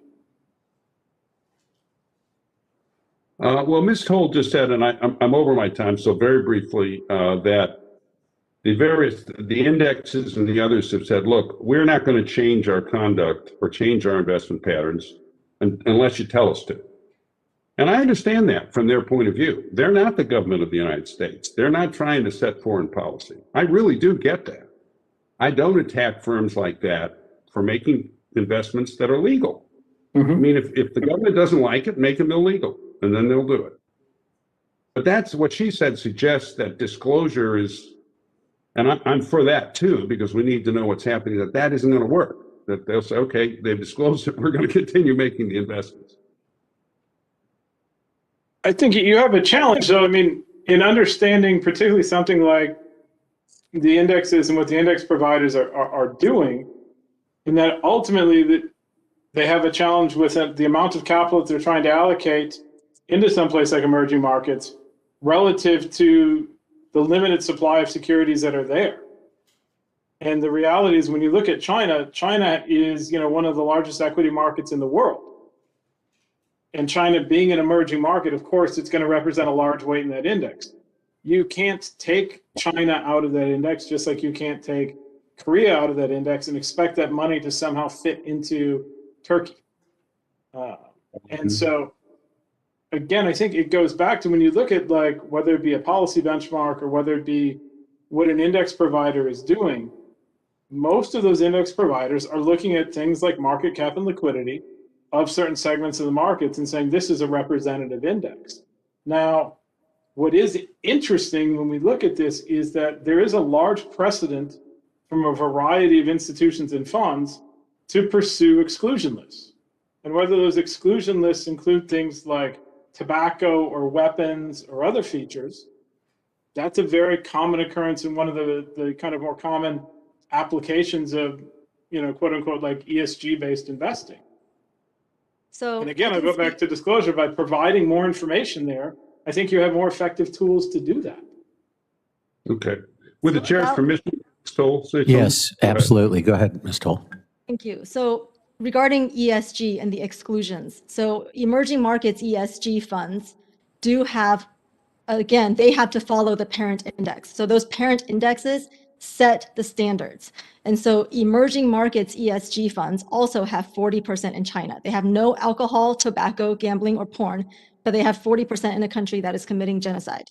So that is kind of the farce of ESG, and insiders in the industry all know is kind of a joke at best, and at worst it's deceptive because you're claiming to do what's best for the world, what's best for investors, when actually you're still just following the parent index. You're hugging the index and calling it ESG because you can charge more fees on top of that.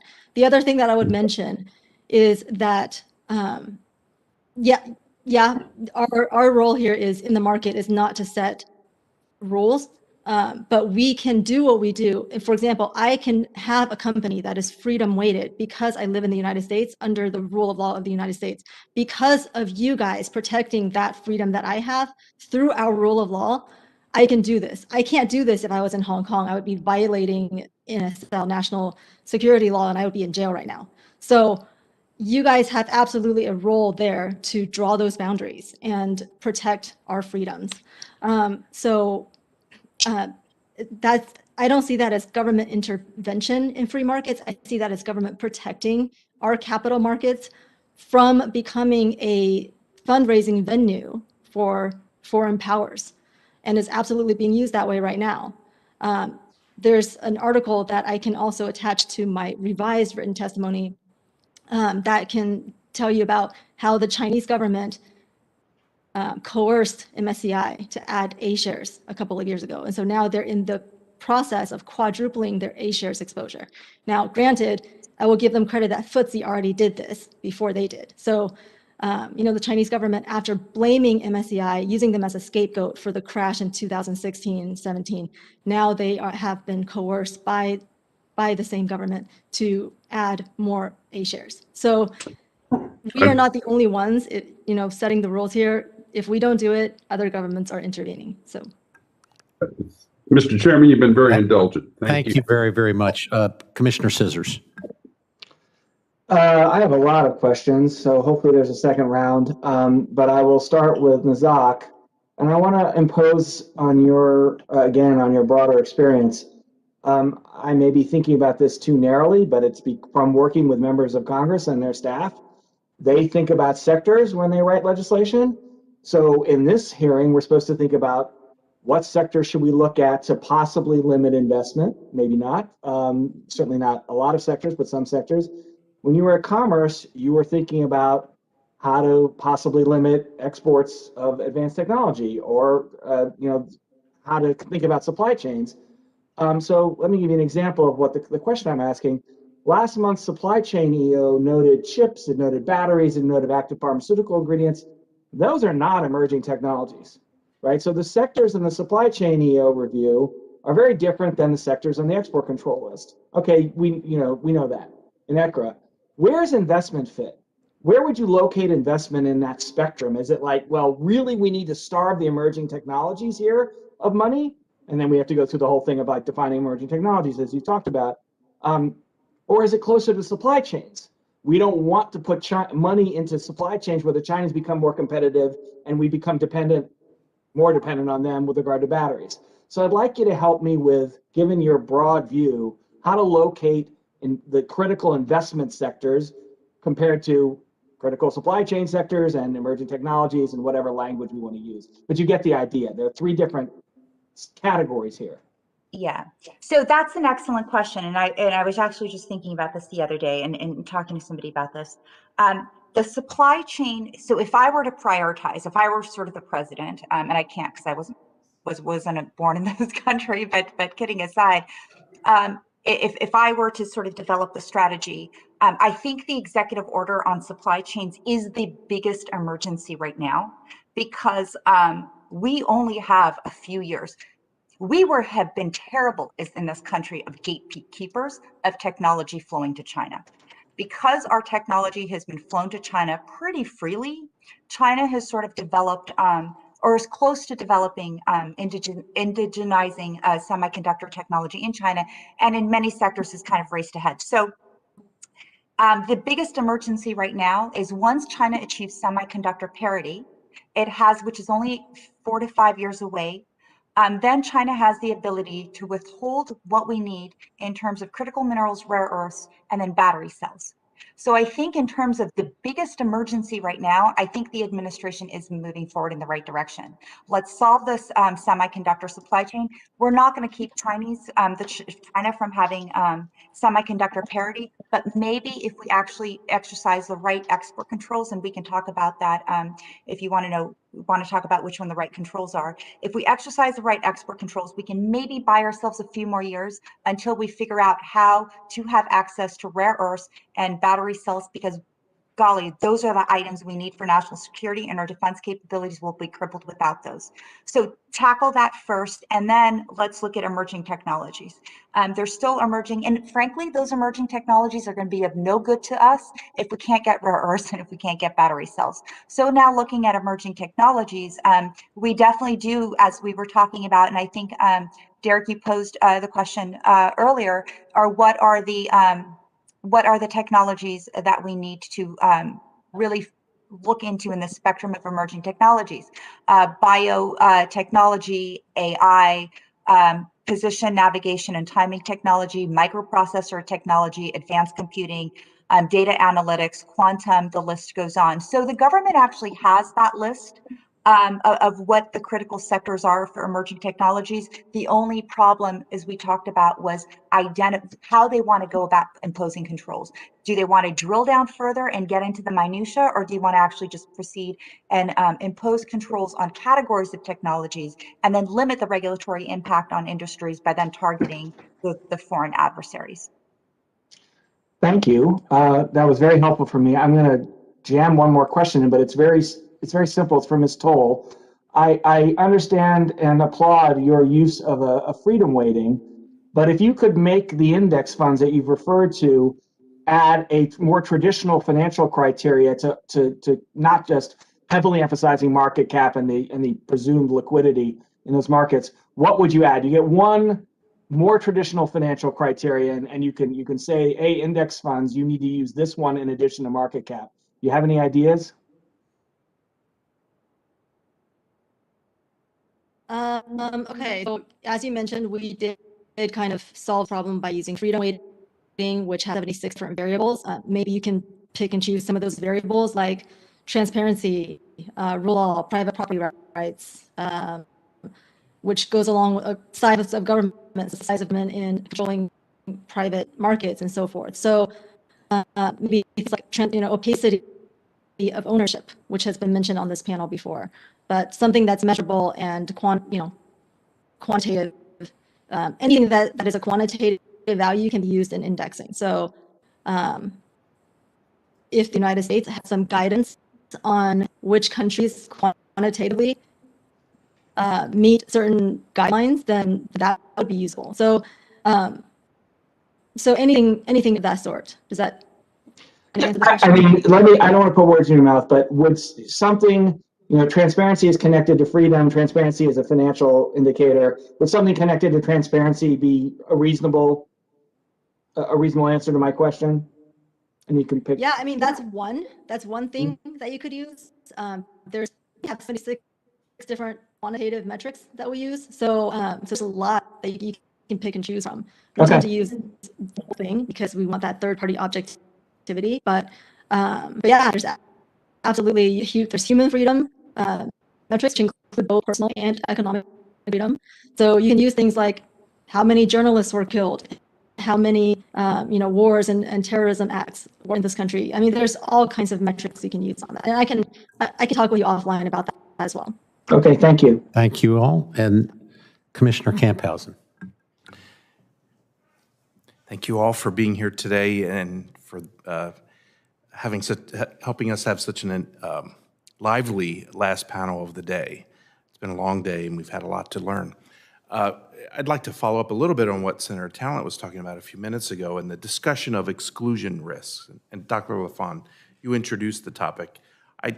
I've looked again, I didn't see it referred to in your testimony. So can you educate me and those who may not know in a very basic way what exclusion lists are, and then I'll have a follow-up. Yeah, the basic feature of exclusion lists is that they're more typical within a lot of the European assets. They provide you with a list of firms that are not permissible for investment. Typically, that is tobacco, alcohol, and weapons. Those lists are also built based off of some materiality thresholds, typically, such that someone who produces bolts that might go into assault rifles, if those bolts are also, if that's a small portion of the business, that doesn't, that firm wouldn't be included. Okay, who develops the exclusions list? There's a variety of folks develop them. Typically, they come from the investors. Some of the most, I would call, rigorous exclusion lists you'll find related to some of the UCITS funds, and particularly out of some of the Nordic countries. Also, there's a variety of exclusion lists that you see coming out of religious-based organizations for the management of their assets. But they're primarily developed by the investors themselves. And that then leads to my real question. I can kind of. Yeah, go ahead. Say the Norges blacklist is a good example of that from the Sovereign Wealth Fund of Norway. So at a very superficial level, maybe you can disabuse me of this notion. It sounds like If the professionals develop the lists, it's okay. But if the government provides instructions, it has to take extra care to not somehow infringe on the ability of the professionals to generate the kind of return that their clients might expect of them. Is that Dr. Lafond, is that an unfair characterization? I would say yes, in the sense that I'll go back to, there's a variety, of investments that the government already prohibits. Particularly, you can look at, a variety of firms in Russia and things like this.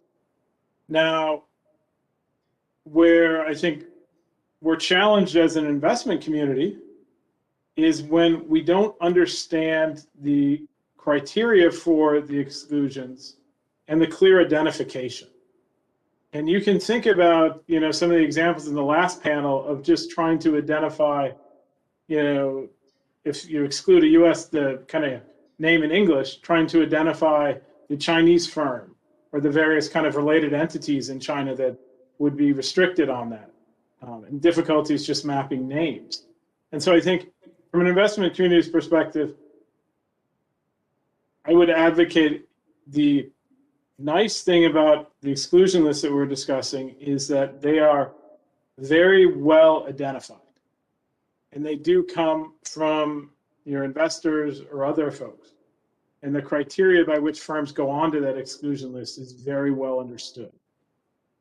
With the recent actions related to certain Chinese entities, there is still, I would say, widespread confusion as to what the actual considerations that went into that, and also challenges, quite frankly, in just mapping the main entities and related entities related to that. That makes sense. I would suggest. Hold on. It suggests that that there's really a language issue, right? It's not the language of a country, but it's the language of a profession.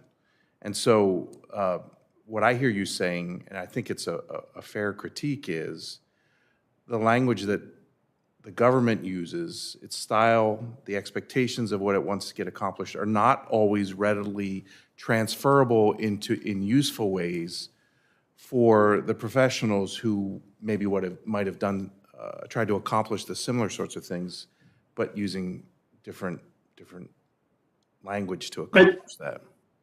I think that's a fair point.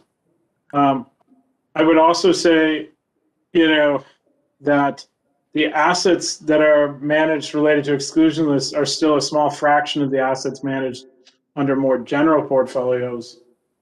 And, ultimately, the difference between the end investor's preference, whether they want to pursue an exclusionary-based strategy or a broader-based strategy.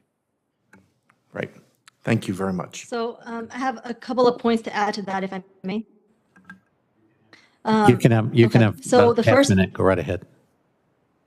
Okay, so the first point is that Ryan's referring to investors like Nordis Bank. Those are government investors. So these are government entities that are investors, and we have the same here. All of our pensions that are public pensions are government pensions for public employees. So that can blur the line between government and investors, be like retail investors. So the other thing is, I agree with him that clarity is needed, and if you have clarity in your exclusions, then we will absolutely follow them. The finance industry is very good at following compliance rules, but if there's no clarity, we will absolutely find loopholes.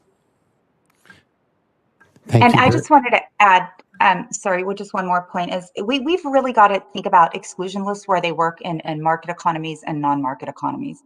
And when you, I would probably posit that when you're dealing with exclusions lists in non-market economies, the economy is fungible. It's controlled by the central government in coordination with the provincial governments.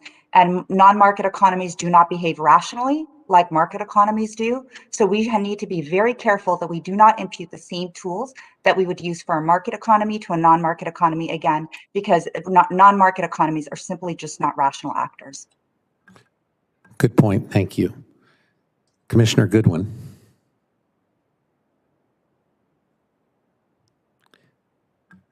I don't see I him. don't think he's no, here. he's not on the list. I Co-Chair will. Fiedler.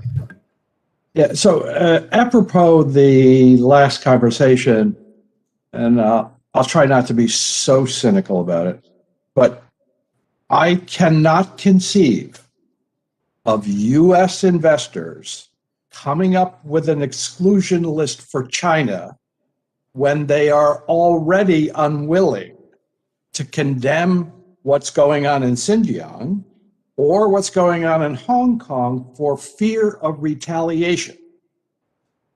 Why in the world would Goldman Sachs come up with a list of companies not to invest in? I can't see any role here for that list except from the government.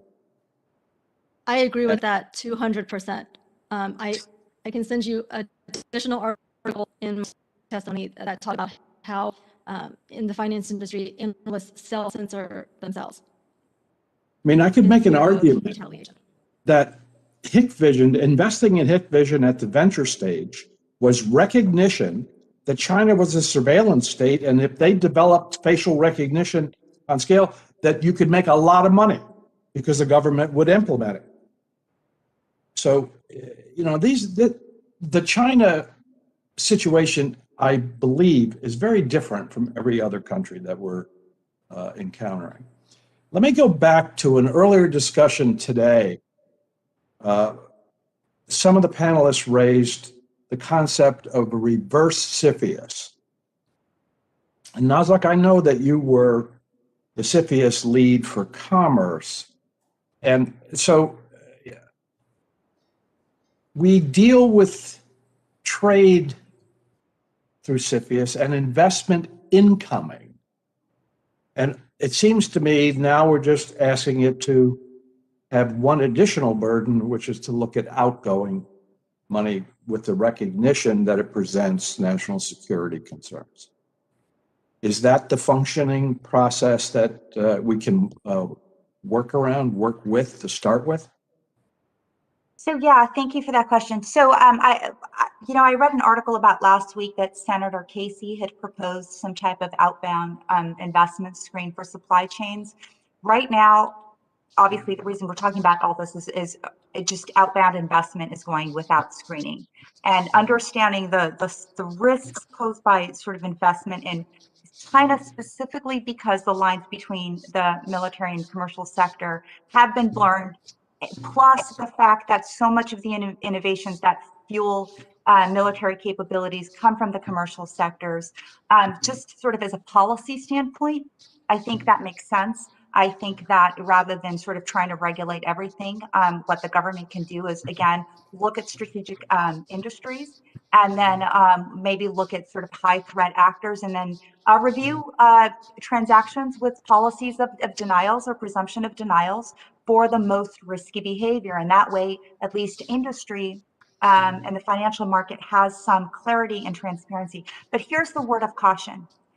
What we are trying to do in the government is solve these problems by more regulations and by more imposition of restrictions on ourselves and more work and more burden. And so when the analogy I use is we're playing a whack-a-mole game and we've got 2 hands and China's got 100 tentacles.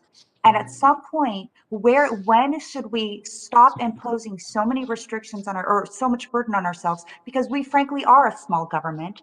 And when should we just say, this is the line I'm going to draw, and I'm not going to prohibit this, and I'm not going to spend time as a government by doing analysis of this, because I already know it's a risk, I already know it's a problem, and I'm not going to waste any time with it. And I think that's the realization that at least the U.S. government needs to come to, which is to say, in Congress too, because there's more legislation, requiring the government to do more and more. And at what point are we not being effective because we're constantly trying to play catch up? We're trying to solve a problem that we'll never have full visibility to solve. And again, going back to that whack-a-mole analogy, where we've got 2 arms, China's got 100 tentacles. Who do we think is going to win? So while on the merits, I think the proposal is an interesting one, and it's certainly something that hasn't been done before. And we're talking about merits today of why a proposal like that would make sense. The flip side of the argument is how much more burden are we going to put on the US government? Plus, when we increase our burden, our ability to determine facts and do a deep dive to identify those national security risks becomes harder and harder. Doing CFIUS, it was so hard to peel back the layers of ultimate beneficial owners and assess all the risks. Sometimes I don't even think we had full visibility into what's going on in China to fully evaluate the risks. Compounding that with another review mechanism, maybe it's time just to say, this is where we're going to draw the red line and we're just not going to cross it. Thank you. Any other comments on that? Okay. I'm done. Vice Chairman Cleveland. Thank you all for appearing. Important and useful. I just have one question, and then I'm going to yield the rest of my time to Derek. Who regulates the global indices, like MSCI and FTSE?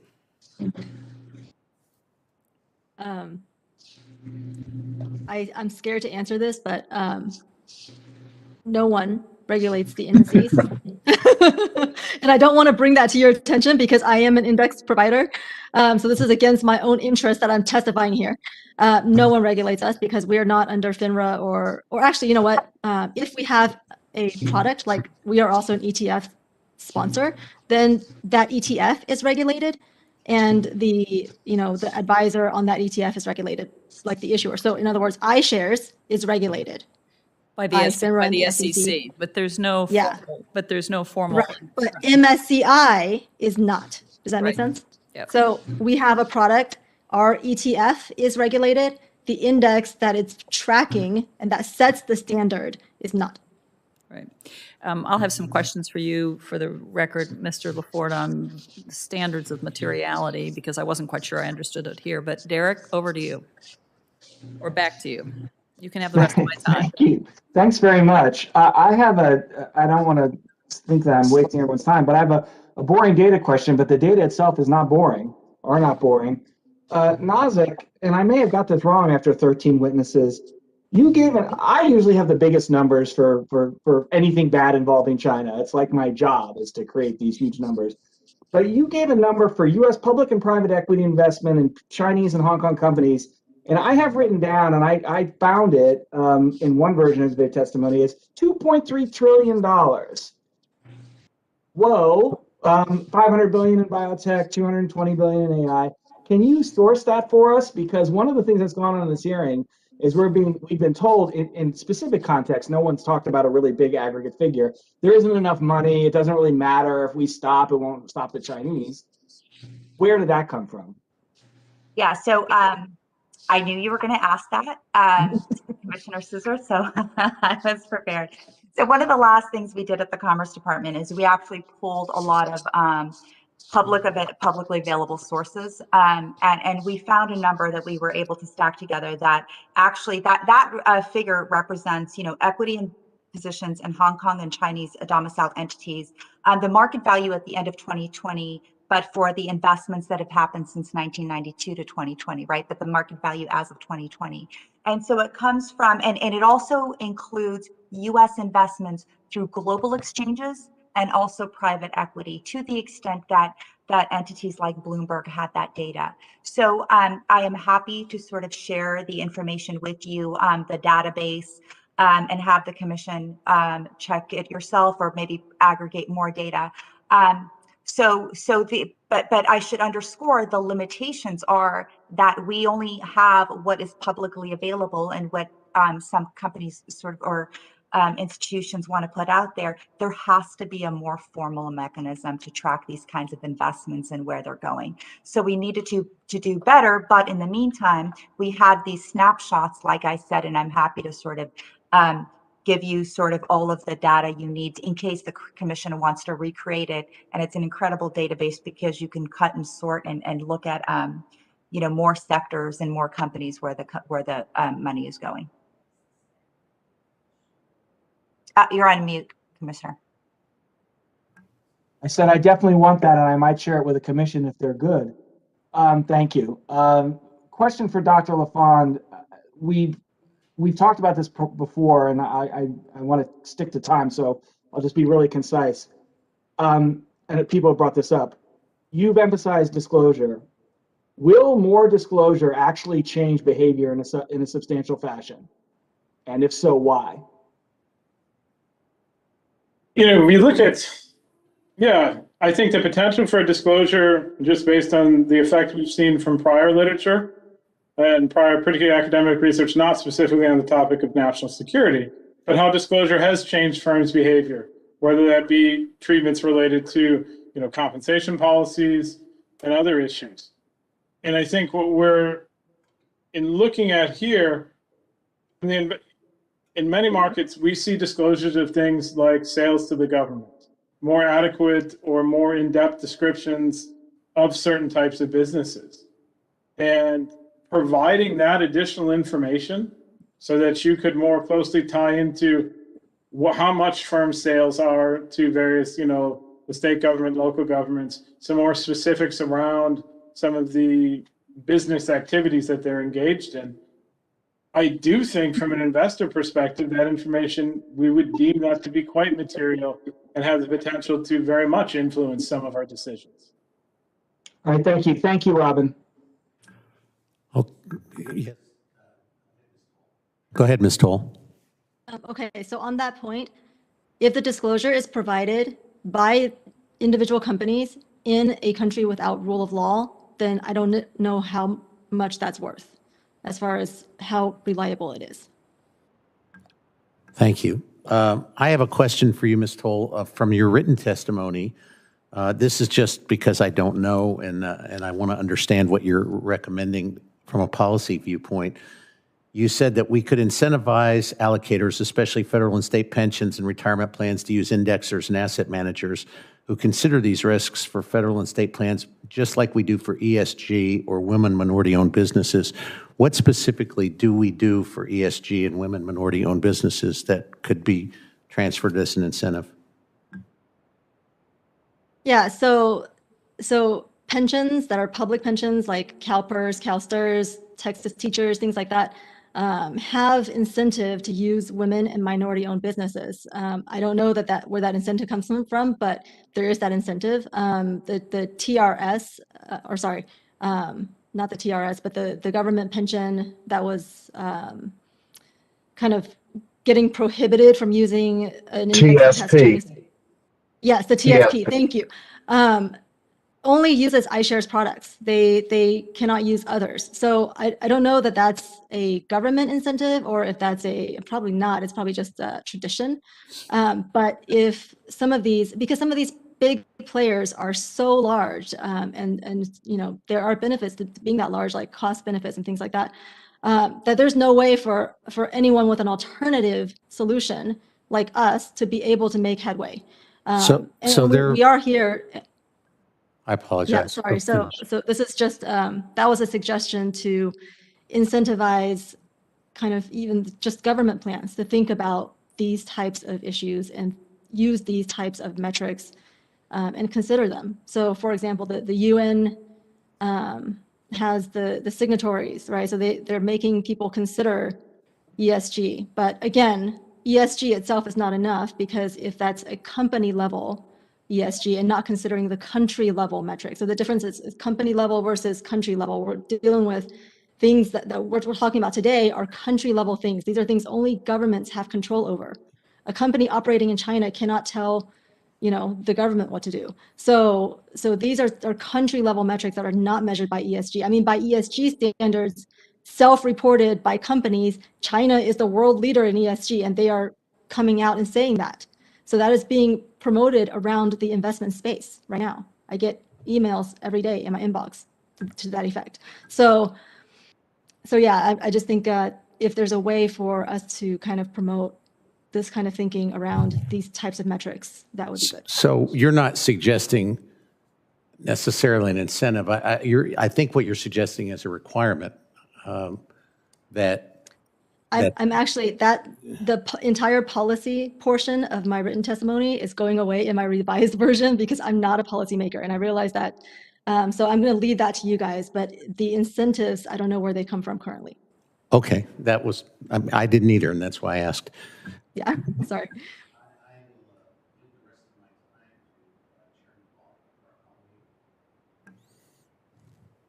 Bob, we can't hear you.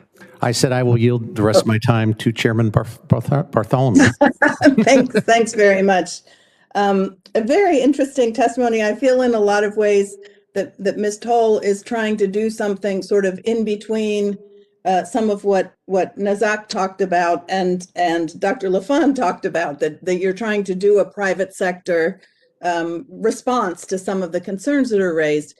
I also want to commend Nazak for noting particularly the difference between market economies and non-market economies, because I think we do the policy debate a huge disservice when we pretend that China is just a capitalist society. It's not, and I think that we need to keep that in mind. Dr. LaFond, a couple of questions. One is a sort of a comment or clearing something up. I noticed in your written testimony what you're saying about reducing the potential significance of U.S. capital in foreign companies that pose a potential threat to national security.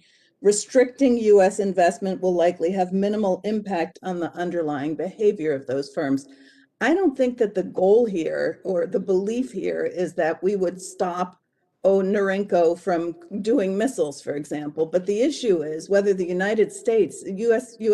citizens should be funding companies that very well, could turn out to be critical in any sort of conflict that would be going on between China and the U.S. So I feel like the premise there is wrong or is different. I just interpret it differently. But particularly, I'm really interested in the fact that your degrees are in accounting. And what I think I heard you say is something that somebody earlier today said, sort of when the issue of the different accounting standards came up, is they just do things differently.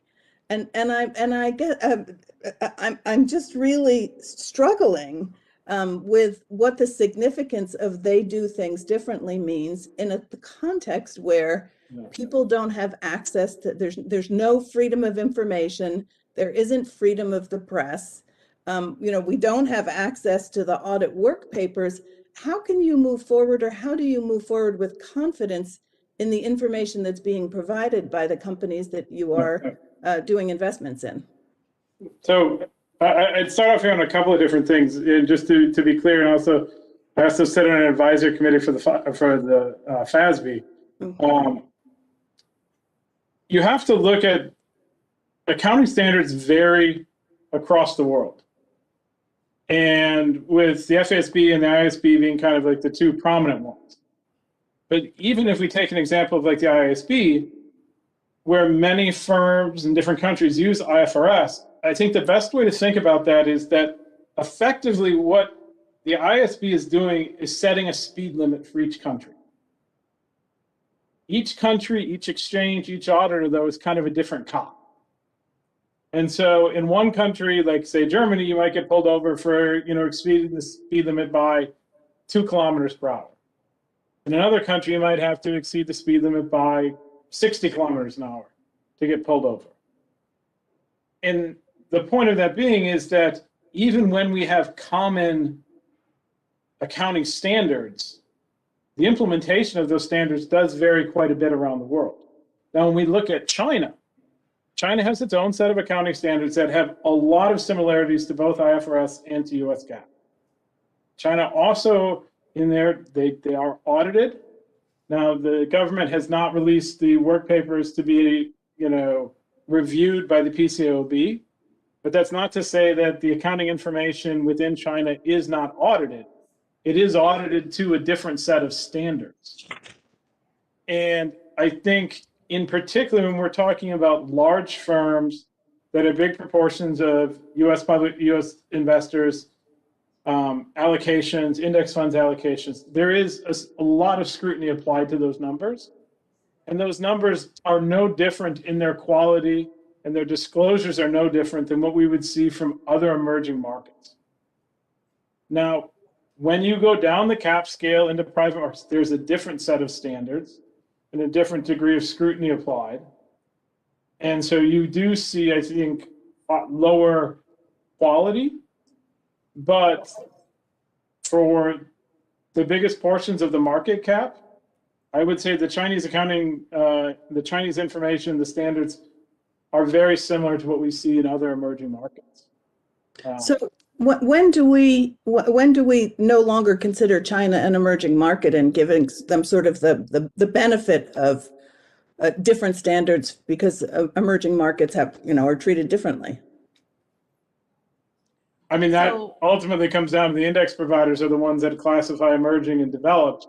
Most of that comes down to different features about the free flow of capital and things like that. There isn't, right? I mean, anyway, sorry. It's just, in some ways it feels so rigged, right? That you don't have to hold them to certain standards if you continue to consider China an emerging market. But if it's not even meeting the basic standards that it should be, then, I don't know, I guess just we'll have trouble. But I think, there's a couple of things that are, like, first off, I think really important to understand about not just China in particular, but investments in emerging markets. As soon as you step outside of the US, the information is different. And for example, different though in some cases actually means better. China, for example, has mandatory management guidance disclosures.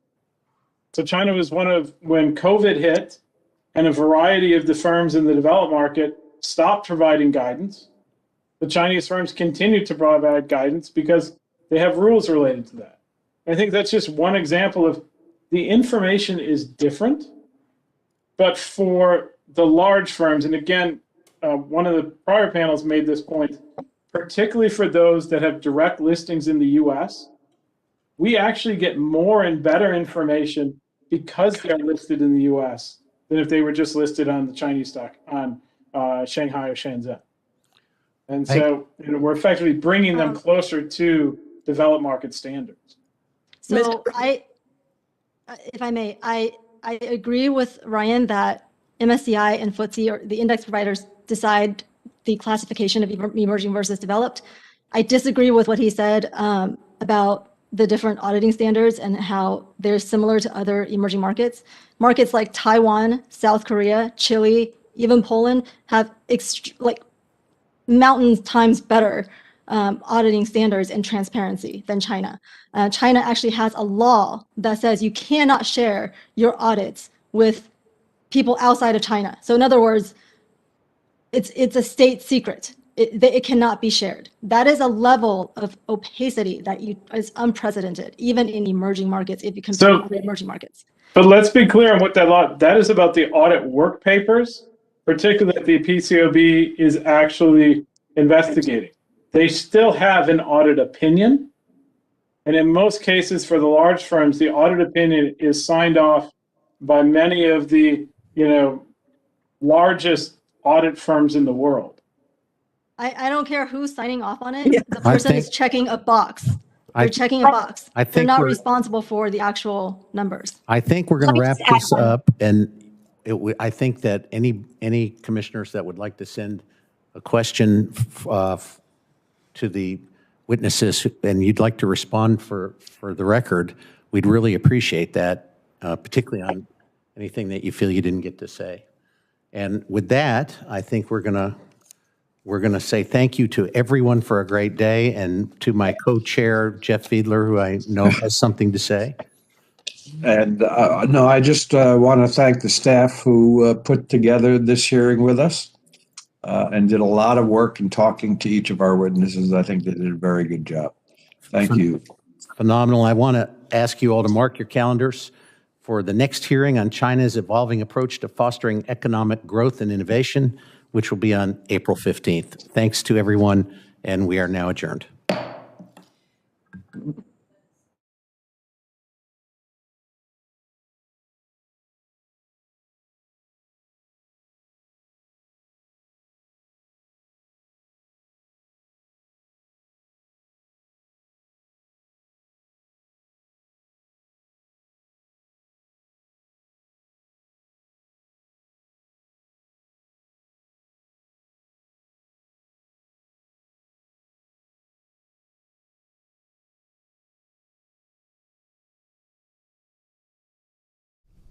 Don't miss out on important news. Our videos are being deleted. So if you don't want to be cut off from honest news, take a moment to sign up for our newsletter at newsletter.ntd.com so you don't lose access to NTD. Go to newsletter.ntd.com to sign up for our evening newsletter.